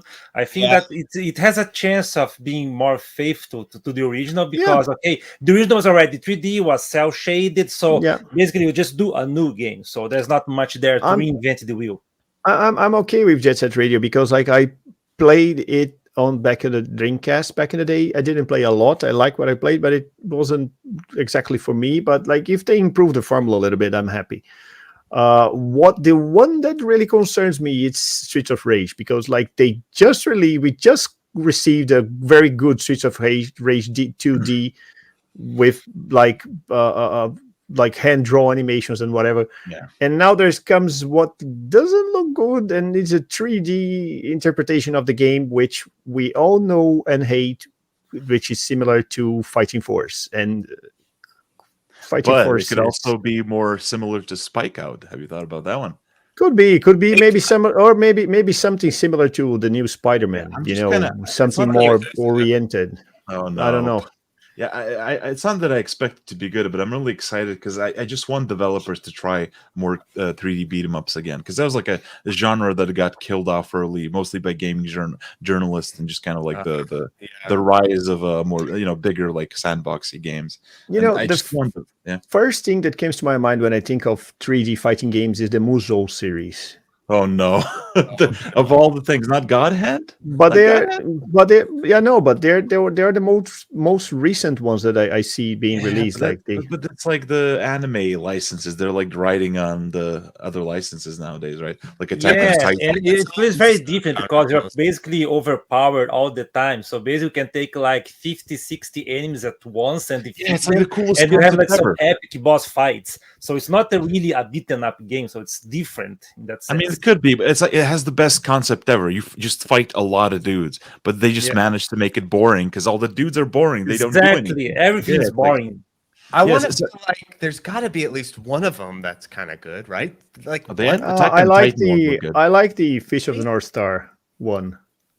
Oh man, wait. Fish of the North Star, that's different. Isn't that by the Yakuza developers? Yeah, I think they are.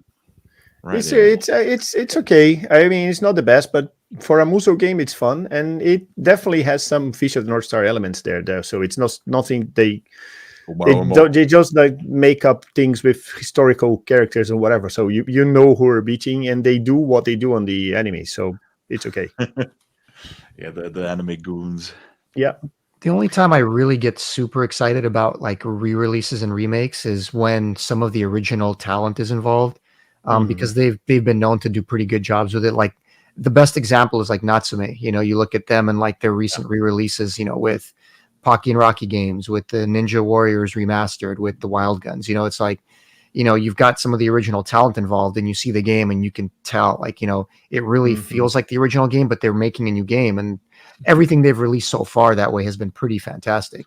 Yeah, Shadow of the Ninja remake soon. Oh yeah, that's gonna looking awesome. So it's kind of like when some of the original like compile guys get involved in some of the remakes, like then I kind of get excited because like, oh, these guys they have an idea of what they're doing, they have a formula that they follow, and they're just modernizing it. And when it's like a totally new developer, it's hit and miss. So it's like, oh yeah, I love Golden Axe, or I love Shinobi, but I'm expecting a completely different game by a completely different team.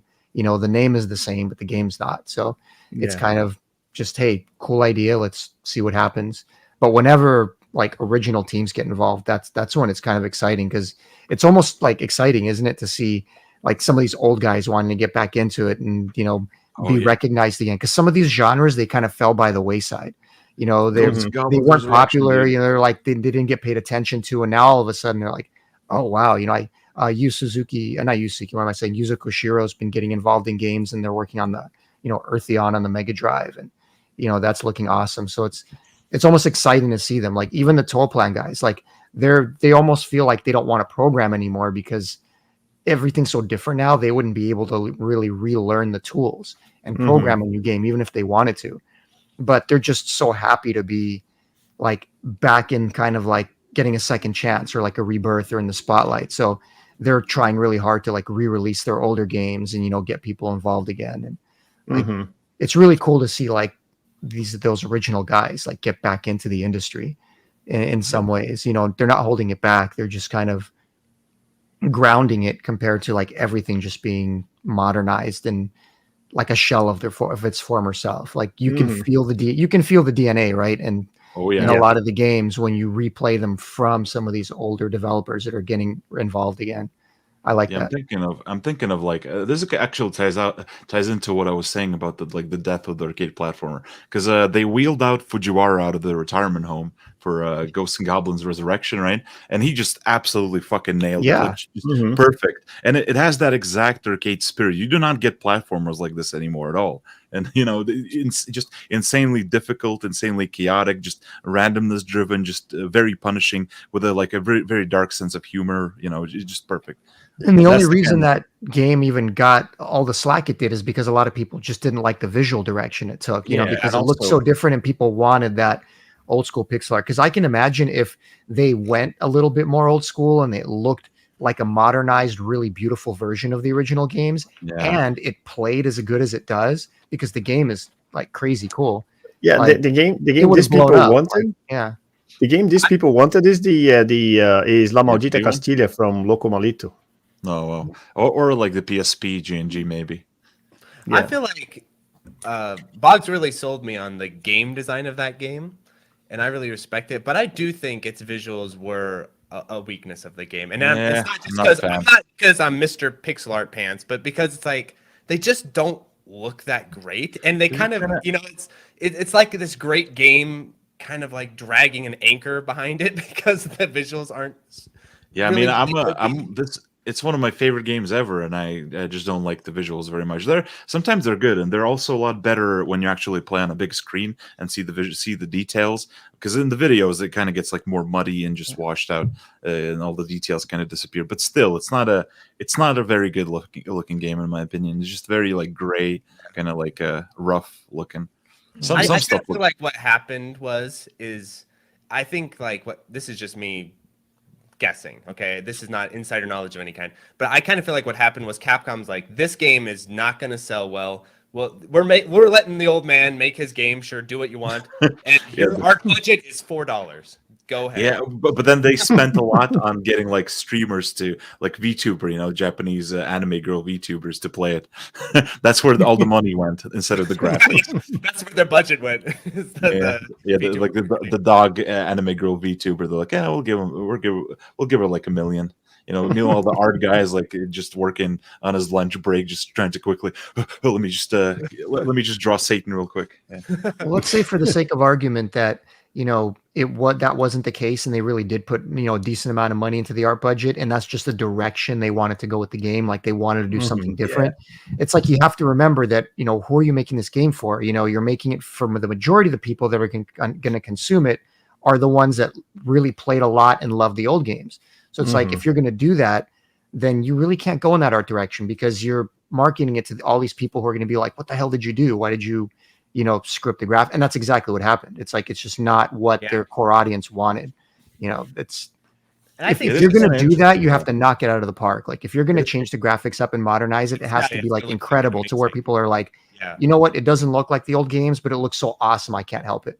Like if you don't do that, then you're just going to get like piled on because they kind of hung themselves where they took a risk, but it was like a little too small of a risk. So you either play it safe and go with the pixel art, or you take a big risk and spend the money on the graphics. And they kind of took this little risk that it didn't really work for anyone. I guess it's fair to say today the indie devs today nowadays, they have so many powerful tools and so many talented people doing games that if you try to do a remake and not do like a pixel art game, like mimicking the original artwork or whatever, the game you risk your game will end up looking like a premium indie game instead of a proper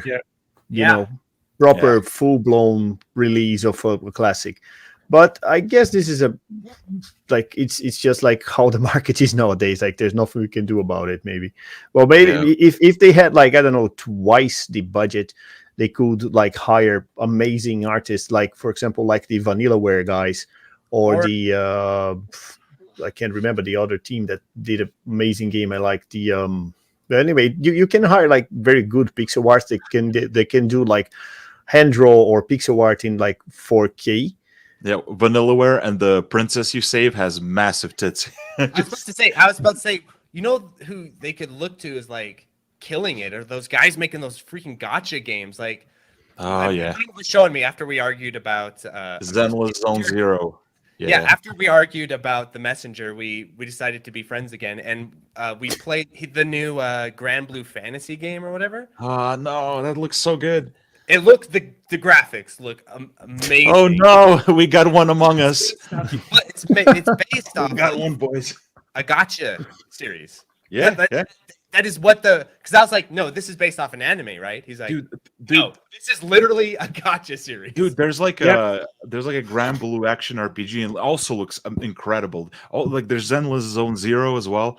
Fantastic looking game. All these Project Mugen, I'm looking at them like, why can't we get a fucking beat 'em up like this? But imagine if Ghosts and Goblins Resurrection had like some gotcha. Yeah, it is interesting though. I found the art style interesting because I was reading some interviews, and Tokuro Fujiwara was I'm probably mispronouncing the name, but he said that it's like a type of art style he liked, which is like a picture book aesthetic. And I'm like thinking, were the games always meant to be like this? Because it's like, you know, when you go back and listen to like a rock album, a rendition of an NES game, and you're like, oh, so this is how it is supposed to be, was supposed to sound like, and you get like a whole new dimension on the music.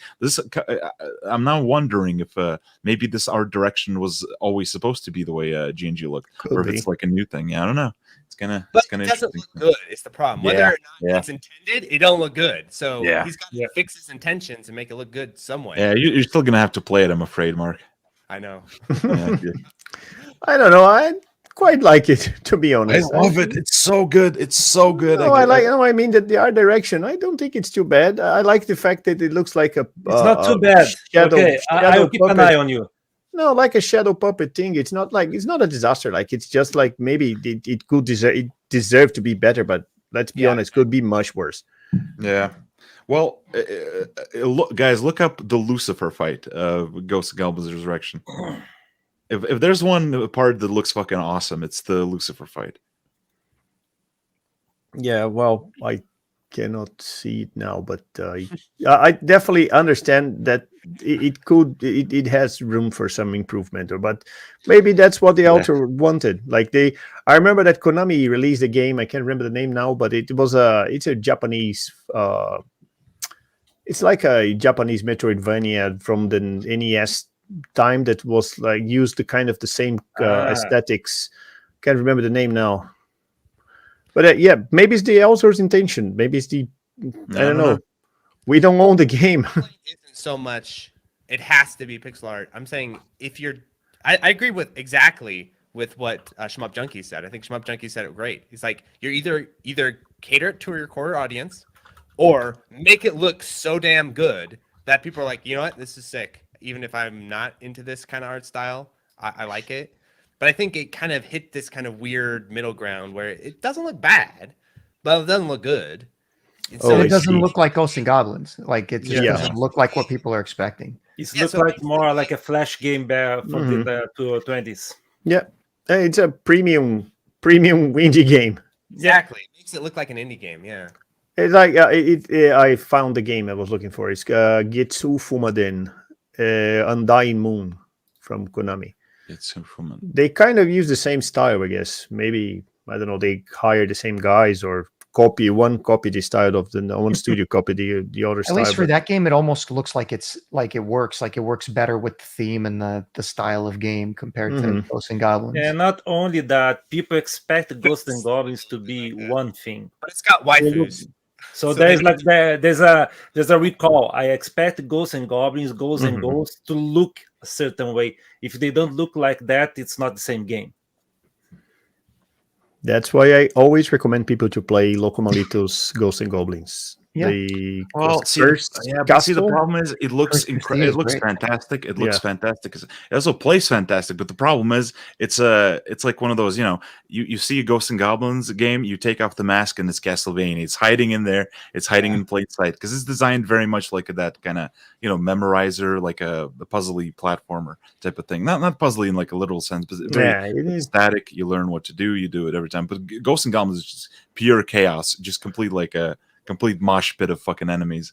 It's a good game when there's like casual reviewers saying this game is too hard, it shouldn't exist, this is a crime against humanity. Yeah, some guy said that's a good for Ghosts and Goblins Resurrection. I read that review. I'm like, oh, this might be a good game. Yeah, some guy was like, this is not. It's not possible. The game was not designed to be improved at. You cannot improve at this game. Well, that's what people say about shmups most of the time. Yeah, like, who plays this? Exactly. That's why you got to check out Ghosts and Goblins Resurrection.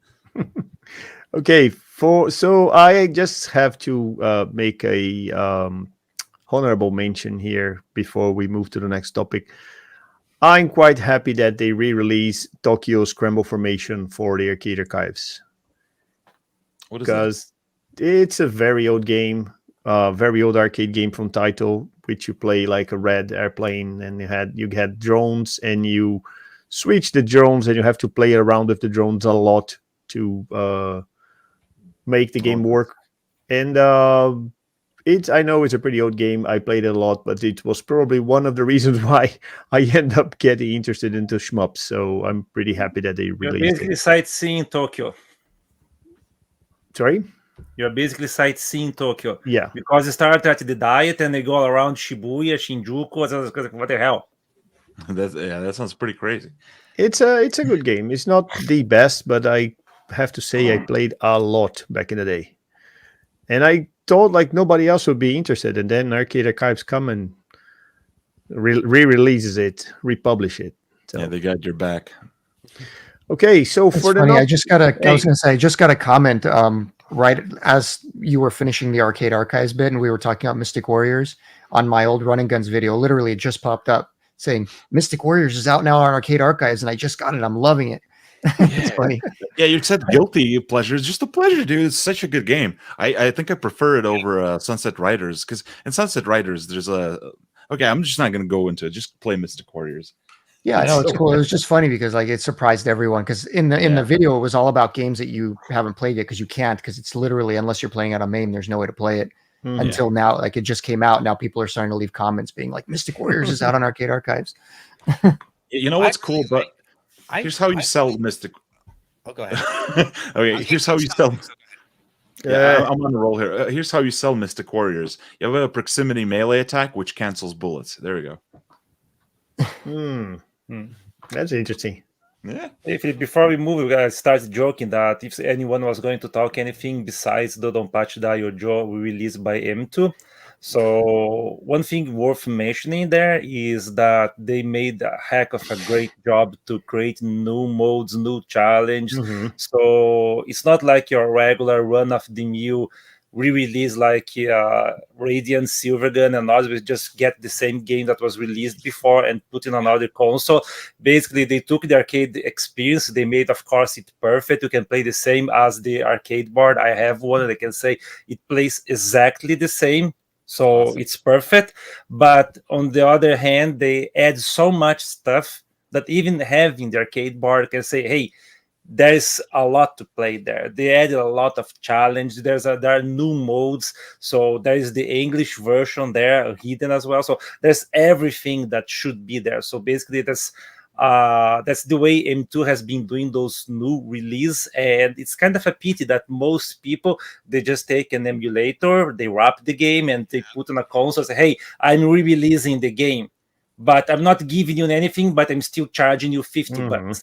And M2, they charge you 50 bucks, but they gave you a lot.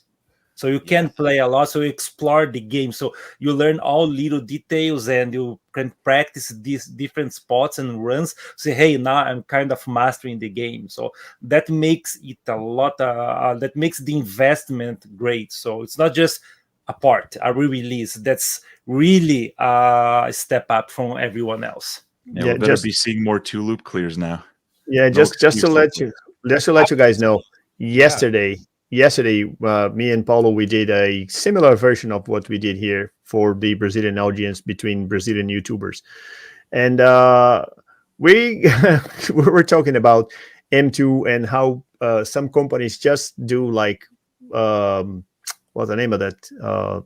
Those guys that everybody hates, CG Connection. CG Connection. They Or just CG like Connection. rub, and I figure out there are fanboys of CG Connection because I pissed off some people when I say bad things about them. But anyway, I think this is the proof that anyone can have fanboys. So I think M2 is changing the game a little bit because like now it's not just a matter of, because like a couple of years ago, the companies used to re-release games ignoring the fact that people know emulation. Yeah. And trust me, you Brazilian audience, you know what I'm talking about. We don't pay for this. We go for the emulator and that's it. But when someone goes and someone do what M2 is doing, it's a different stuff. Like it's a new product. They are expanding the formula. They are increasing the experience somehow. They are improving the way you play. They are offering you so much that, like, for me, is a no-brainer. Like I'm totally sold. So I guess they are starting to push other companies to do the same, which is amazing. Yes, I hope they push. See that with Capcom actually, because with the Capcom whatever Studio Arcade 1000 Collection 100 million, they have the Pro Gear, and Capcom collections up until recently have always been crappy as far as like the emulation, the stuff they have to offer. But you could tell that they're looking at M2 like, oh, like save states with cool little pictures, and like we're trying to cut down the lag a little bit. Like, you can see it's bleeding over to other people. We're now getting Pro Gear from Capcom. That's a pretty cool port. It's not as M2 quality, but it's definitely a step above what you would expect. So yeah, no, I do think let's hope bleeding over. And let's hope someone from Sega sees M2 ports and fucking releases Spike Out properly, because they're gonna re-release Spike Out, but as part of the new Yakuza game in the arcade in the game. And so I gotta like pay the Yakuza tax, just to play, just to get a modern port of Spike Out. I had to do it for Virtua Fighter. You got to do it for Spike Out. And there's no way it's gonna have anything, no practice modes, nothing, just the game. So that's awesome. Thanks, Sega. Thanks a lot. Funny, but here's the funny thing is those are released on PC, and like the PC boys with the Virtua Fighter, they're like, nah, let's just add all the stuff back in. So there's like a patch to add stuff in. Nice. The PC boys could come to your rescue and like add stuff in there. I can only hope, yeah. But the Virtua Fighter is a lot more popular than Spike Out, so I don't think that's gonna happen.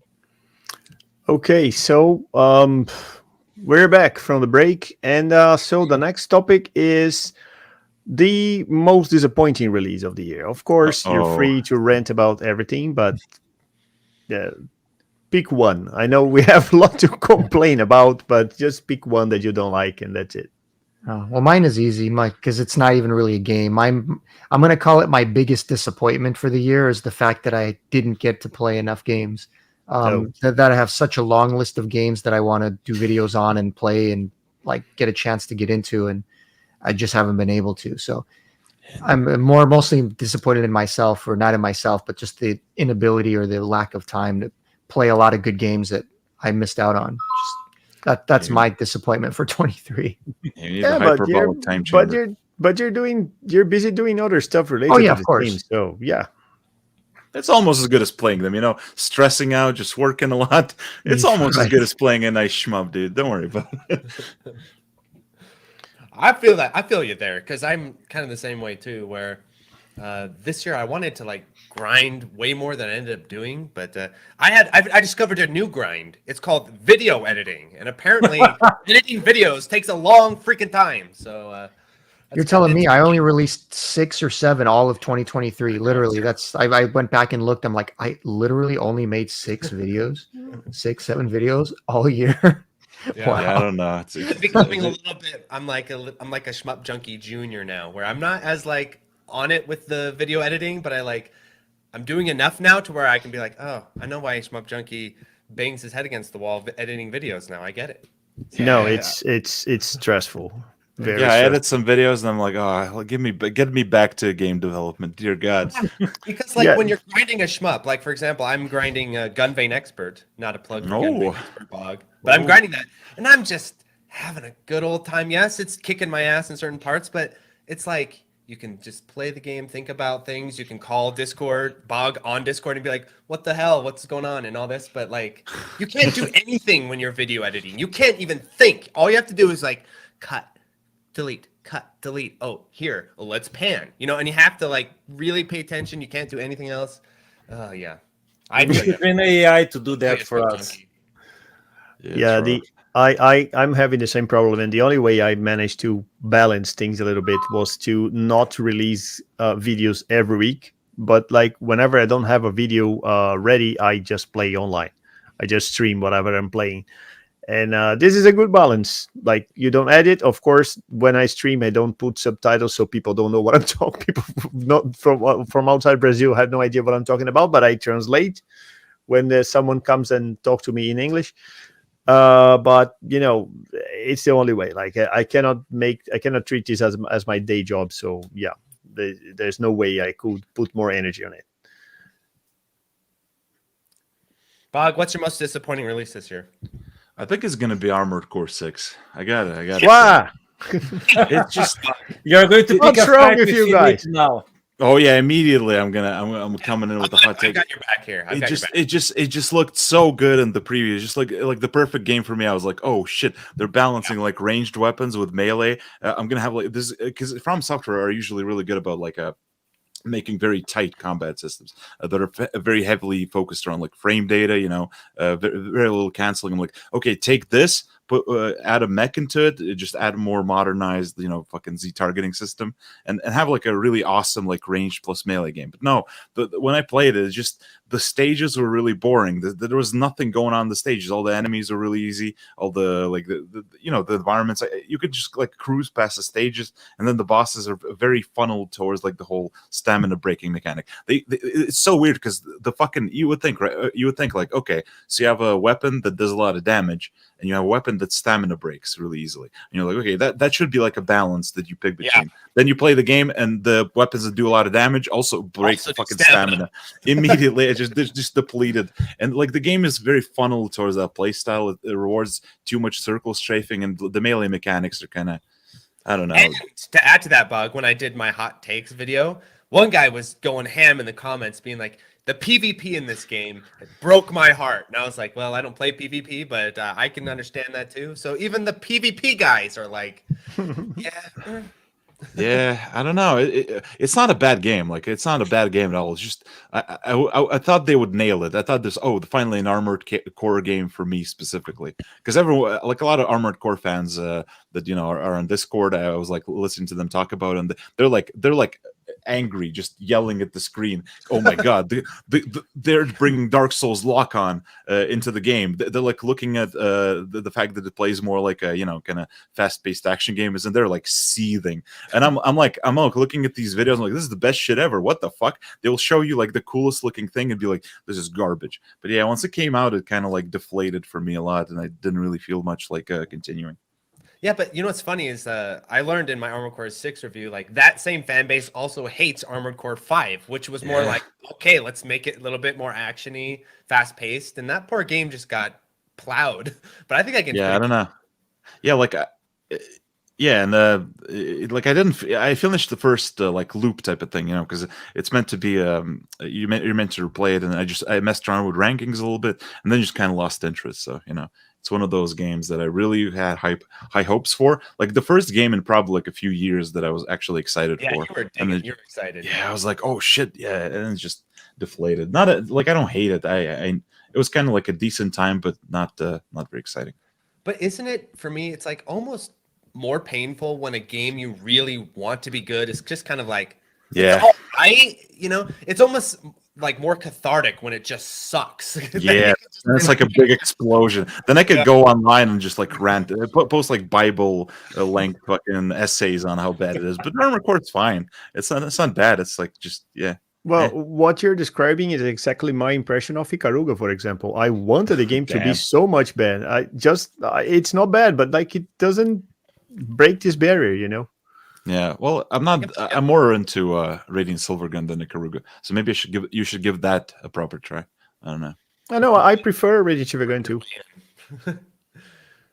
I've gone full circle with Ikaruga. I hated the game, and then I respected the game, and now I kind of like sort of like it a game. And then I'm like getting to the level 3 hipster now, where level 1 hipster, you hate Ikaruga because everyone talks about Ikaruga. Level 2 hipster is like you kind of respect Ikaruga, and then level 3 hipster is now you defend Ikaruga from level 1 hipsters. You say and then we get level 5 hipster where Bam says Shmups are stupid and whatever. So yeah, that's like next level. I'm not caught up with Bam yet, but I'm getting there. Slowly. I watched someone like Maz play Ikaruga and feel inadequate in the process. Yeah. That man just plays Ikaruga. Yeah, that's the real reason everyone hates Ikaruga. Just imagine you stopped editing videos, Junkie, and you just every time you go to edit a video, you play Ikaruga. Yeah. Well, my biggest disappointing of the year is Diablo 4. Oh, geez. Oh, yeah, did you have high expectations for it? No, let me explain you one thing. My wife loves. No. So my wife loves Diablo. It's a game she really likes. We played a lot of Diablo 3 back in the day. It's a fun game to shut down your brain and just like move around and right. shot things and not in a shmup way, but like your Muso. Yeah, it's fun. Exactly. Yeah. A friend of mine say it's a nice interactive wallpaper that you play and you don't care what's going on there, and there's no permadeath. You never die for real, and if you do die, you don't lose anything important. So, but I had big expectations about Diablo 4 because, like, come on, it's Blizzard. They have a shitload of money. They have some of the best talents in the video game industry nowadays. I don't think they do, right? Isn't that the thing? No, they have. They anyway, did once upon a time. Yeah, but anyway, they are one of the big names of the gaming industry nowadays. So why not put some effort and do a nice game, right? But no. My wife's opinion about it is definitely my opinion about it is how come this game be worse than Diablo 3? Which is like 10 years or 12 years older. But anyway, it's beautiful. You do more things. There's more to do in the game than Diablo 3, but it's just boring. It's not a, You just described every single Diablo game for me. That's true, to be honest. I like Diablo 1 and 2. I'll say that. I remember playing the originals, and that was so long ago, different expectations. But like the original Diablo was freaking balls hard. Diablo 1 and 2 are horribly hard. Diablo 3 is very easy, but it's it's easy and it's not the challenge at all, but it's a nice ride. Like you spend some hours playing it, you change a class, you play it again, it's fine. Diablo 4 is nothing. So it's like it sounds like a waste of time and energy. So no.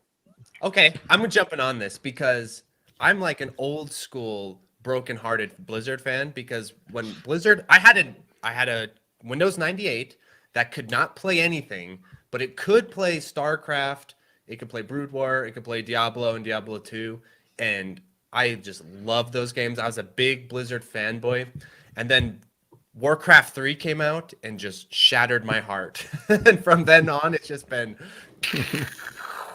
but yeah, I do love the original Diablo 1 and 2 and StarCraft Brood War. I used to love Diablo 2 when I was a kid. I played a lot, and just at some point it like hit me. I'm not having fun most of the time. Like I'm having fun in some specific parts, like the boss fights or when the shiny piece of loot drops or something like that. But like moment to moment gameplay, I'm just like not enjoying it at all. Like I'm not engaged, and then I was like, okay, the whole illusion shattered for me. I haven't been able to really enjoy those kinds of games.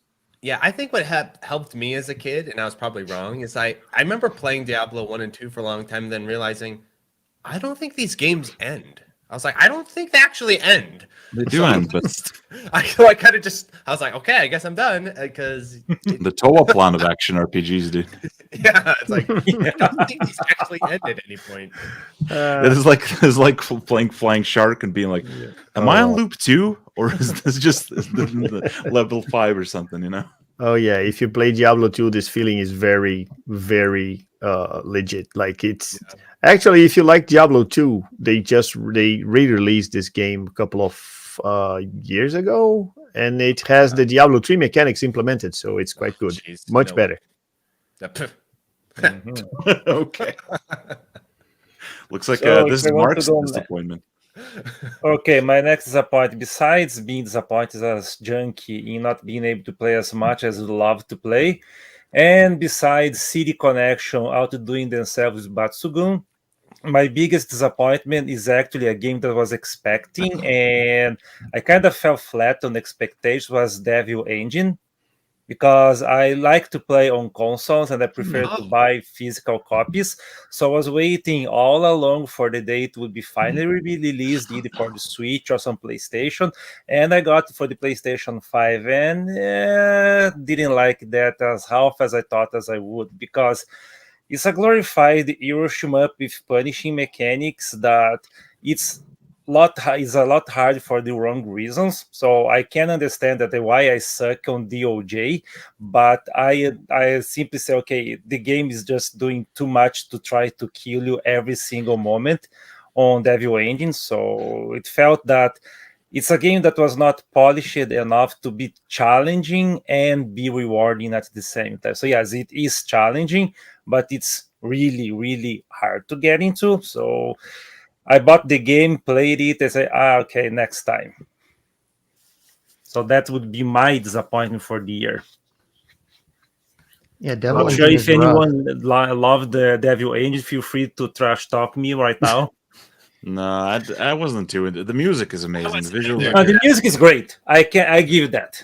Yeah, the visuals are pretty nice, but yeah, I wasn't really digging the gameplay. It felt too really into it either, to be honest. You weren't into it? No, not Devil Engine. No, that's why I don't really have a lot of coverage of it or anything. Besides it being Drama Engine, but outside of that, well, that's like the most that steals the spotlight. yeah. Philippe, how about you? I already said Diablo. Yeah. Well, my disappointment of the year. Prepare for an hour-long lecture. Ouch. No, I'm gonna. No. Remember that we have to finish this streaming at some point because people have other things to do. But anyway, go for it. Yes. Go for it. No. So I'm gonna subvert expectations here because if you want to hear me rail about all the games I want to rail about, I have that whole video, top 5 flips and flops, and so I'm gonna go with something I kind of after I did that video, I was like, oh, I probably should have mentioned this one, which was Touhou 19, because I was kind of a little excited. Okay, what's Zun up to next? And I don't think it turned out super well. It's not a good Touhou game when you watch the Jamers replay and he's smack talking the game in the description. You're like, oh, if Jamers is smack talking a Touhou game, it's in trouble. So I think because I was excited to play the new Touhou and like, oh, this would be fresh stuff to cover. The Touhou fans want me to cover some Touhou stuff, and I was like, So I'm gonna go with Touhou 19. I think that just didn't work out. Yeah, I feel like Jamers has been getting progressively more hostile towards Touhou games. It's so funny. It's so funny to watch to read his, because how mild mannered Jamers. Yeah, and then Touhou, which is at the mouth ever. But these Touhou games are shattering his heart. He's like, I've been watching like his uploads, and just every time a new Touhou drops, it gets more and more bitter and hostile towards this. It's just like the descent. Yeah. So I'm gonna subvert expectations, and that's not my biggest disappointment, but it's one I haven't talked about. So I'll go with Touhou 19. All right. Cool. Okay, who's missing? I think we cover everyone. We got him. Okay, for the next topic, non-shmups that you played most in 2023. That's easy on my part because I didn't have much time, so there's not too many extra non-shmups I played, but there's one that I played through, which with my wife in co-op, totally unrelated, which was Baldur's Gate 3, that everyone and their mother that has played. Game of the year. Yeah. And the reason I liked it so much was because it was a great co-op experience. I've played through like Divinity Original Sin, like 1 and 2 with my son online, and like I'm a big I'm a sap for like D&D because I used to play it as a kid and I still play it now that I'm older, like with my son in some groups sometimes and stuff. So a D&D family, huh? Yeah. So same. So here. It was just a lot of fun, like spending maybe because I don't have a lot of free time. So in the evening, it was like, okay, we're gonna play for a couple hours. So every evening for a couple hours, we play Baldur's Gate 3, and I mean, obviously, it's labor of love, awesome game. It was really enjoyable going through it, and then the strategy of it. It wasn't perfect. I'm not going to spend too much time on it because it's super duper buggy. At least the console version was.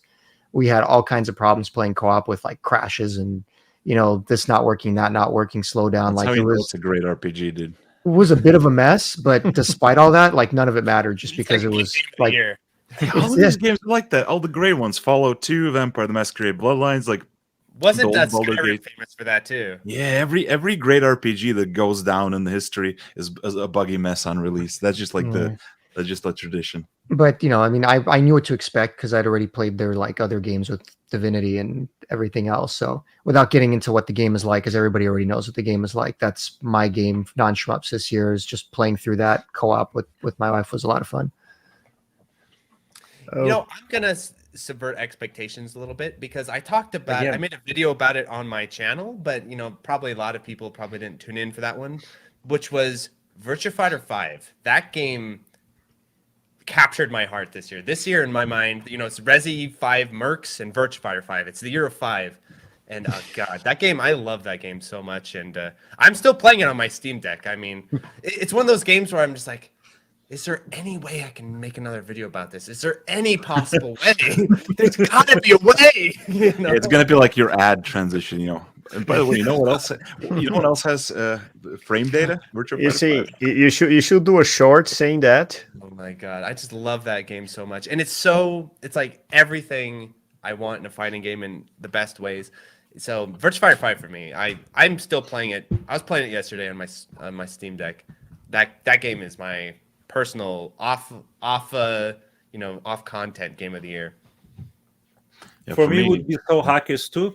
So it's a Shin Megami Tensei spin-off, so just like Persona, but not as stylish or as sleek as Persona, but still very fun to play. What is it called? That's my pick for 2023 as Non-Shmup. I'm still playing it because I didn't have all the time I wanted to play. Hopefully, I'll be able to beat it this year. Otherwise, I'll be playing that. Soul Hackers 2. Soul Hackers 2. Yeah. Soul Hackers. Soul Hackers 2. Yeah. Oh. Yeah, SMT game. Yeah, I've been playing Ghosts and Goblins Resurrection the most. I got a no death. Yeah, Mark has seen the streams. I got a no death run of the first loop, and I'm just like, I want to play it more, but I don't know what to go for. Because if I go for the 2 loop clear of no death, I'm gonna go insane. The game will break me completely. I cannot do that, but then I don't know exactly what to do. So it's like it's just such an amazing game. It's like just everything I want in the platform, just like chaotic. A lot of RNG, but it's handled really, really well. Just like very, very difficult, very dynamic, very like the level design is really clever. It has a really interesting use of slopes, like the way the enemies attack. It's just fantastic. Like every run feels pretty different. There's a lot of hilarious situations happening. Like Mark was enjoying me just bashing my head against the wall of the final boss every stream. I would have like a great run, then I get to him and just spend like an hour retrying just every time until I get just an amazing game. Well, that was your game of the year, easy. You were all about Ghosts and Goblins. Well, that was 2020 game of the year, but yeah. I mean, for you personally, you were all about that this year. Yeah. Well, for my pick was Vampire Survivors. Damn. So the bullet heaven games. I'm kidding. And Enter the Gungeon. No, I'm just kidding. No, I quite played it a lot. Like I had to commute some days, and I end up playing that thing. I end up dedicating an unhealthy amount of time to do all the unlockables on it, but like it's pretty shallow game. But anyway, it's fun, just very shallow. But the other game I played a lot is Armored Core 6, and I don't have the same opinion of you guys, but for the different reasons. I quite like the game. A lot of people do. I think Zarok is still playing it every time. It's on Discord. That man is playing. I don't know. It's like, yeah.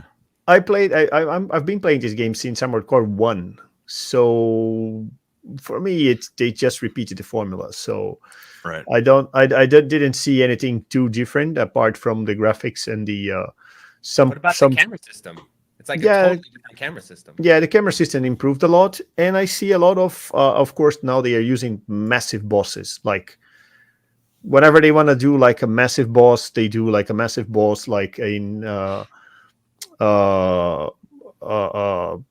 their way. Like, they use a boss that takes like a kilometer in diameter to reach the other side. So, and I quite like it. And because I'm developing a game based on mechs, I need all the inspiration, and this game has helping me a lot. Audio visually, Armored Core 6 is incredible. Like the what is it called? The coral, the coral VFX and all that stuff. The coral monster, well, not monsters, but everything feels like a monster in From Software games nowadays. Yeah. The coral mech you fight is so cool. Mm-hmm. Just a lot of cool stuff there audio visually. Yeah, the story itself is team are insane. The story itself is not good. Like, it's just a poorly written script, but nobody cares about that. But I quite like it. I spent a lot of time playing it, but yes, that's it. Well, yeah, and I think for people who play it, like Zarok, it's like a virtual on, but with a player base. Exactly. That's what I kind of. I feel like is Zarok playing it because he kind of has to. I think so. I think because he's into mech. Yeah, because he's into mech multiplayer games. And I haven't been seeing him play Virtuon since Armored Core 6 came out. It's like me with Tekken 8, where I love Virtua Fighter 5, but I'm probably gonna have to play some Tekken 8 because it has a player base, kind of like the same thing. Yeah. Okay, so we covered everyone? I think so. Okay, so for the last topic, the most expecting or most promising releases of 2024. This is going to be a long list, so I'll give you give you guys some time. Before we start, so I don't feel like an idiot, is there something like really obviously amazing that isn't occurring to me? Well, I have like some things that I'm like, yeah, that sounds kind of cool, but I can't think of anything like, holy shit, 2024 is the year. Well, I can start. I can start. There's plenty of stuff. I recommend you checking out the drops videos I do every month, but there's lots of stuff in there. But my one pick is Alessi Branch. Oh wait, is it coming out? Who's not picking that one up? Yeah, but that game looks awesome. But is it actually going to come out next year? That's the question. According to the news, I don't have they didn't confirm this information. So according to the news, they are already sending copies to people to play test it. And so I believe the game is probably technically ready. They just like. Well, is that the arcade one? That's been arcade exclusive? No, that's the 3D one, Mark. Oh yeah. Oh, okay. Yeah. Okay. Yeah, guys, I think the programmer for Alesta Branch is I forget his name off the top of my head, but he was like he's a renowned Battle Garega expert, isn't he? Yeah. Like he knows his shit. Yeah. He's the main developer on that. So he's not originally a programmer, so I didn't know how that was going to work, but the main programmer that they put on that is they said he's I don't know if he has the highest score ever or one of the top, but he's a Garega super player. Louis has the highest score, I think, right? Well, if you're playing Garega, programming is just going to be natural. Yeah. So the person behind it, or at least behind some of the development, definitely knows this Shmups. Yeah, it looks awesome. I'm really looking forward to it. If I had to put my money on something, it would be on Alessi Branch, definitely. Yeah, if it's coming out next year, that's probably my top. We'll see. One. Yeah, it's M2 is notorious for that. They'll take as long as they want to take, and they're not going to rush it out. So. Yeah. Yeah. No. If they do trailers from 2 years ago, I'm just looking. Yeah. No, you have to go to the M2 streams. They do very long streams, and they Yeah, you have to find the gameplay in the stream. You won't dude. find it as a separate video. That's shmup marketing. That's like you have to hunt down the advertisements. Like, that's why I do the drops. You find everything there. You got it. We got to be tuned in for those drops, because I watched one of those M2 streams a few years ago, and I was like, all right, if they take any longer, I'm going to start roasting the stream. It started as like me reacting to the stream, being excited. By the end, I'm like, okay, if they take any more time, I'm going to start roasting them at this point. That's why I watch for you, and then I edit the video, and I show the relevant part for you. That's what I do. There you go. Thank you. Because you believe me, it's boring to see a guy dressed as a Christmas tree every streaming, saying things in Japanese. You have no idea what they're talking about. So, yeah. I think. Are there any other good shmups coming up? I don't care about the others, honestly. He's putting it all on it. He's putting it all on Elastic. It's Elastic Branch. Do you know? Well, there's definitely more. Like, I don't know if Eartheon's going to come out next year or not. It's probably way out in development, so it could be a while. But as far as Mega Drive style shmups go, a lot of people are excited for that one. There's also Angel at Dusk. Oh yeah, that looks great. I played the demo. That was really cool. Yeah, Angel. What is the guy's name? Akira Goya. Yeah. And there's he does like kind of of horror type of thing. Yeah. Yeah. Right? Like horror porn. Yeah, because he did was it Steel Vampire, right? Am I saying yeah. Yeah, and also before that he did like more explicit, dare I say, horror shmups. Oh yeah, I had an old video called Weird Shmups, and his I've like the name escapes me right now. Gal Shell 2. Yeah. He's the author of Death Ephemera, the game that everybody knows that exists for the X68000, but nobody has a copy. Nobody can actually play. Yeah. Well, not even around. Maybe you can literally DM the guy and ask him for a copy. I did. Somebody did, and he doesn't want to give it out. I did. There's a fun story about that. I messaged first Akira Goya himself, and I tried to talk to him, and he just said, I don't want this game. I had to translate from Japanese to English because he didn't want to speak English to me. But he said, I don't want this game in other people's hands. Damn. Oh, they're obsessed because they think we're a bunch of pirates. Remember the West? No, I think he. And I asked why. He said, I don't like it, and that's it. Classic artist. It was a game that he developed on his own for like fun. Like it was a project for like a school project that was so long ago. Like it's so many games ago that he probably just is like, this is why. Like, why do people want to play it? Yeah, but this is why you don't give artists the freedom to remove their own stuff. You got to strip it from them because they will do that. I would do that for some stuff as well. Me, but anyway, this is like peak shmup culture, which is like this whole thing of secrecy. Oh, shh. Oh, it's a forbidden game. It's a secret game. Lost media.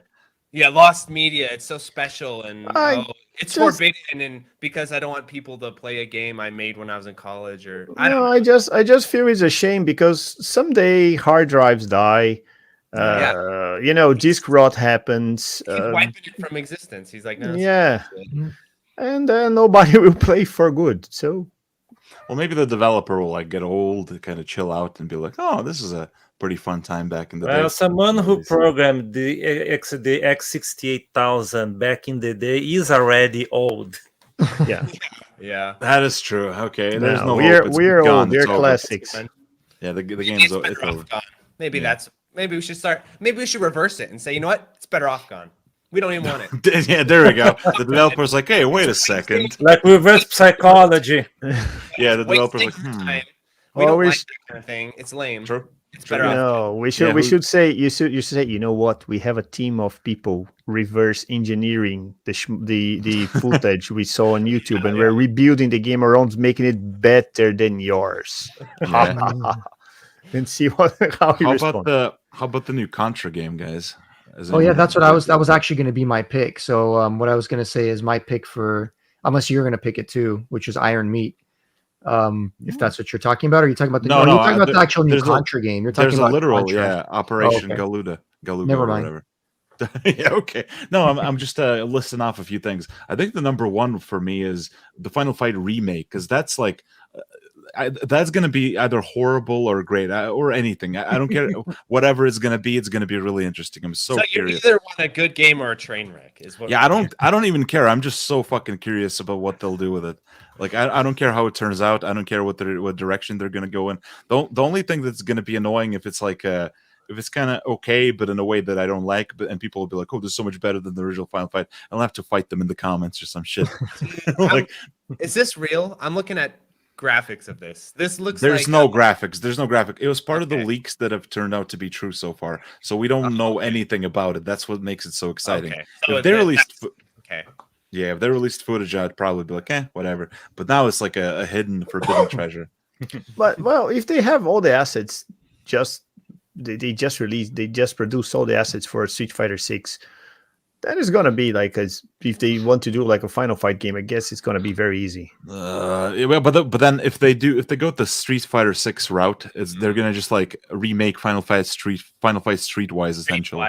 Yeah. I wonder how it will be received nowadays, because I feel like nowadays people will receive it better somehow. Yeah. I see a new trend for new Final Fight Streetwise and new Streets of Rage 3D.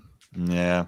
Yeah, the other stuff is like, of course, the Spike Out release. Rise of the Ronin is going to be interesting because that's by Team Ninja.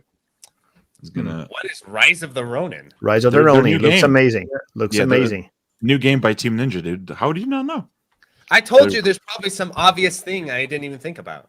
Well, you didn't even know apparently that it exists. Yeah, samurai game, amazing one. Though I did see parries, so I don't know. I don't know if they're all about the parries now. Yeah. God damn it, Team Ninja! I beg you, get those parries out of your game. Then, besides that, Stalker 2. Is anyone here interested in Stalker 2? Not a single one, right? No. Well, we're not from. Eastern Europe. You need to be in Eastern Europe too, or like Stalker. Stalker, yeah. Stalker Oh, yeah. It's a nice game. You got to be a Slavic person to truly be excited. I'm not Slavic, but I love post-apocalyptic games. I like Stalker. Brazil and Eastern Europe are very similar in all. It's about the same thing. Yeah, because I believe the Blazing Chrome developer is either like I don't know. I think his family was Russian, moved to Brazil, and he visited, and he was like, "Oh, it's basically, Yeah. We are the Gopniks from the Southern Hemisphere." Oh yeah, there you go. Yeah. So Dragon's Dogma 2. How about that one? Actually, I have another one, another thing, not exactly a game that I'm expecting a lot from 2024, which is the Fallout series. Oh, the TV series, yeah. That's gonna be interesting. I'm not sure if it's gonna be good, but it should be it's fun. Gonna be good. Oh yeah, there's Dune 2 if we're doing movies. I've been waiting all year for that shit. Dune 2. Dune 2. Oh yeah. New Vampire the Masquerade Bloodlines? Not sure. Okay, no one. Okay. What's that one game? I'll go to my pick that I can just come off the top of my head. I don't even know what's coming out next year. The Metal Slug thing. Blackfinger Jet. This looks good. This one looks good.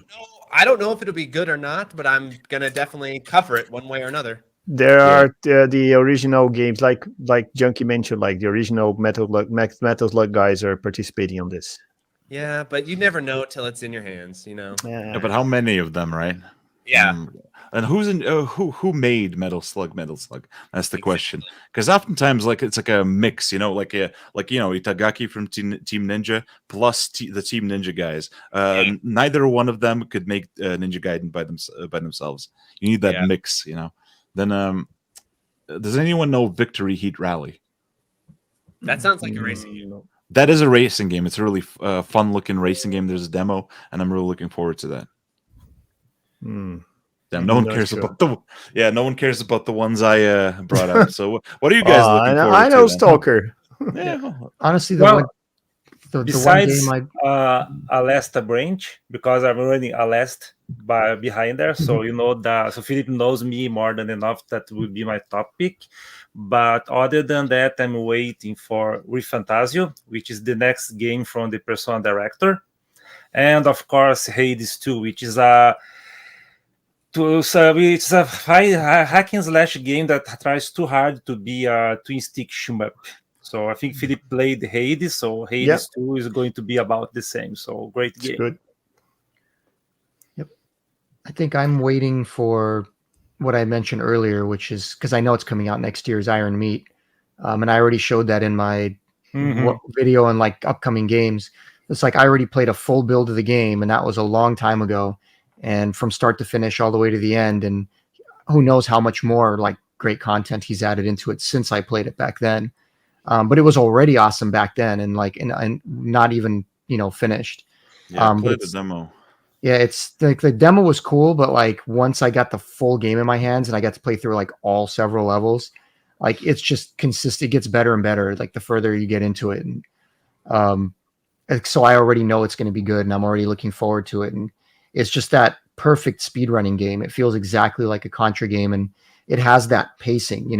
If you like the older 8-bit and 16-bit games where when you run it a certain way, as long as you keep the pace with the movement of all the enemies, like you can just keep running through the game. You turn it into a shmup. Yeah, well, like kind of like, I mean, even like Castlevania, like the original Castlevania, like you can run through levels if you like keep a certain momentum and a certain pace, so it's pure Contra, like it's pure Contra speedrunning. It's like I couldn't stop replaying it because of that, because it's just fun. Like it feels right. Everything about it is right. And I think when people get their hands on it, like the full game, they'll like, wow, this is like the Contra I didn't know I needed, but I need it. So that's what I'm looking forward to, because I already know what to expect, and I know it's going to be good. I'm looking forward to Slave X Zero. I don't know if it'll be like quality wise. It looks interesting though, so I'm gonna definitely check that one out.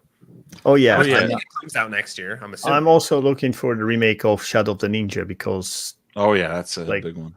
This is just like has so much there that I like that I can't even start. Shadow of the Ninja remake? Yeah, by the Ninja Warriors once again. It is by Natsume.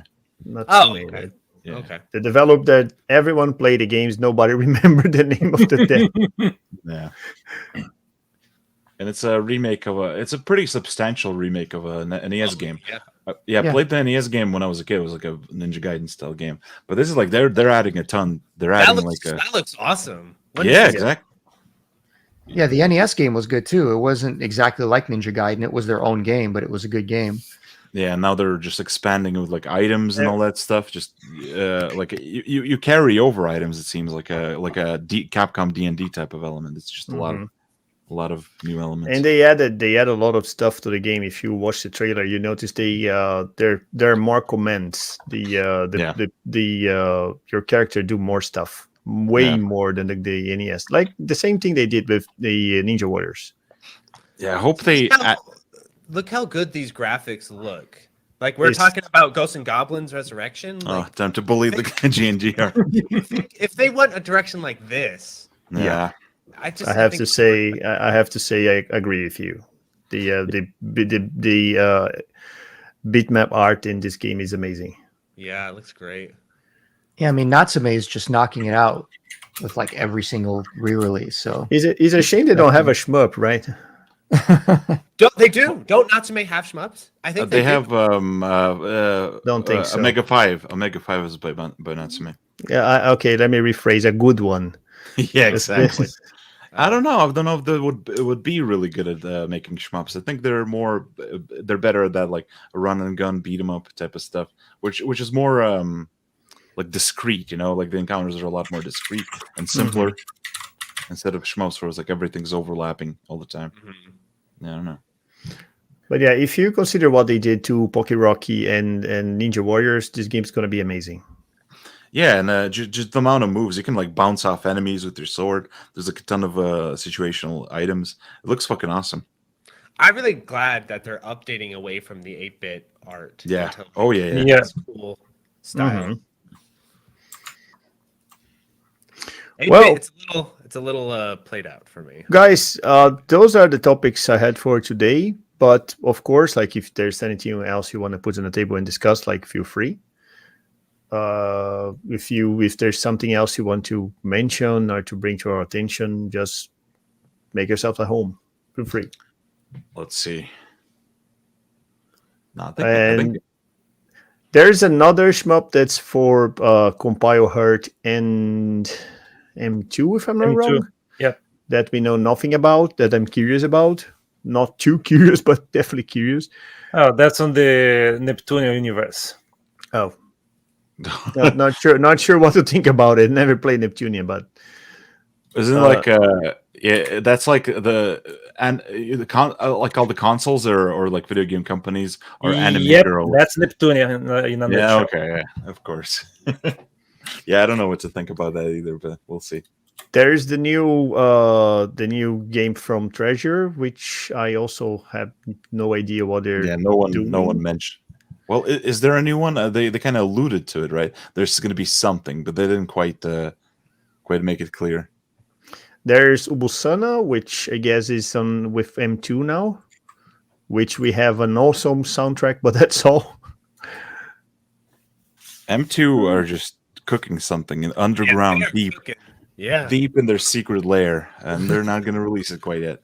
Yeah, and we have the Macross game that they managed to do a trailer with a 4-minute trailer and show like 2 seconds of gameplay. So yeah, I don't know what to think about it. Yeah, then there's that what was it called? The one where you play as like a mech, like a remake type of game that looks like a Unreal Engine game. Oh, what was it called? There is another game that's from two guys from Compile, which is called something is Tiki, which is a shouju. I don't know. Paulo, help me. The game we talked yesterday about. It's a Famicom game that they just showed up from 2 guys from Compile, former Compile, and it's an NES game. Object? No, it's not Over Object. It's another game. I know what you're talking about. I don't remember the name of it either. It's an awesome game for the Famicom, but it's one of those games. The footage looked really impressive for what I saw. Wasn't there some early footage? I was like, wow, that's really pretty impressive for a Famicom game. We have Zealand Force, which looks like a NES game, but is not a NES game. A lot of NES games lately. I was telling you the last podcast I covered, there were just NES games galore. It's like it's bouncing back, NES games were everywhere. Then it's like they're flirting with the SNES, Genesis, and now PS1, but also bouncing back at the same time to NES games and stuff. I would say 2 hot topics in terms of shmups nowadays is NES aesthetics and rail shmups. Rail shooters. We need more rail shooters in our life. Am I right, Bob? Yeah, absolutely. Oh boy, I'm excited. But well, guys, I think that's it. I know that some of you guys have appointments and have to meet people. I don't know. If you want, we can wrap it up. Oh yeah. What do you think? I think I've spent myself. I promise, Mark, we wouldn't pass 3 hours. We are 7 minutes away from this. Yeah, Mark. Yep. I'm fine. We're still cool. Yep. It's time for me to feed the dogs. I'll just run off screen if I ever need to. Well, the camera will cut out, then we'll cut it back in. He's already driving, like sweating. Well, in this case, guys, let's wrap it up now. Okay. And well, I'd like to thank you again for joining this streaming. Like I mentioned at the beginning of the video, like it's starting to become a tradition. Like I really look forward for meet you guys and talk about how was your game in terms of not just shmups, but like video games and video. The same, you're basically on the same boat as me. So, and now even Bog Hog because I'm developing too. So, yeah, we're gonna be like annual devlogging, annual updates. But yeah, thank you for joining, and well, I guess we see you in the next year again. I hope. All right, for sure. That was really fun. See you later. As always. See you guys. Thank you. Bye. I wish I had a wave version of this.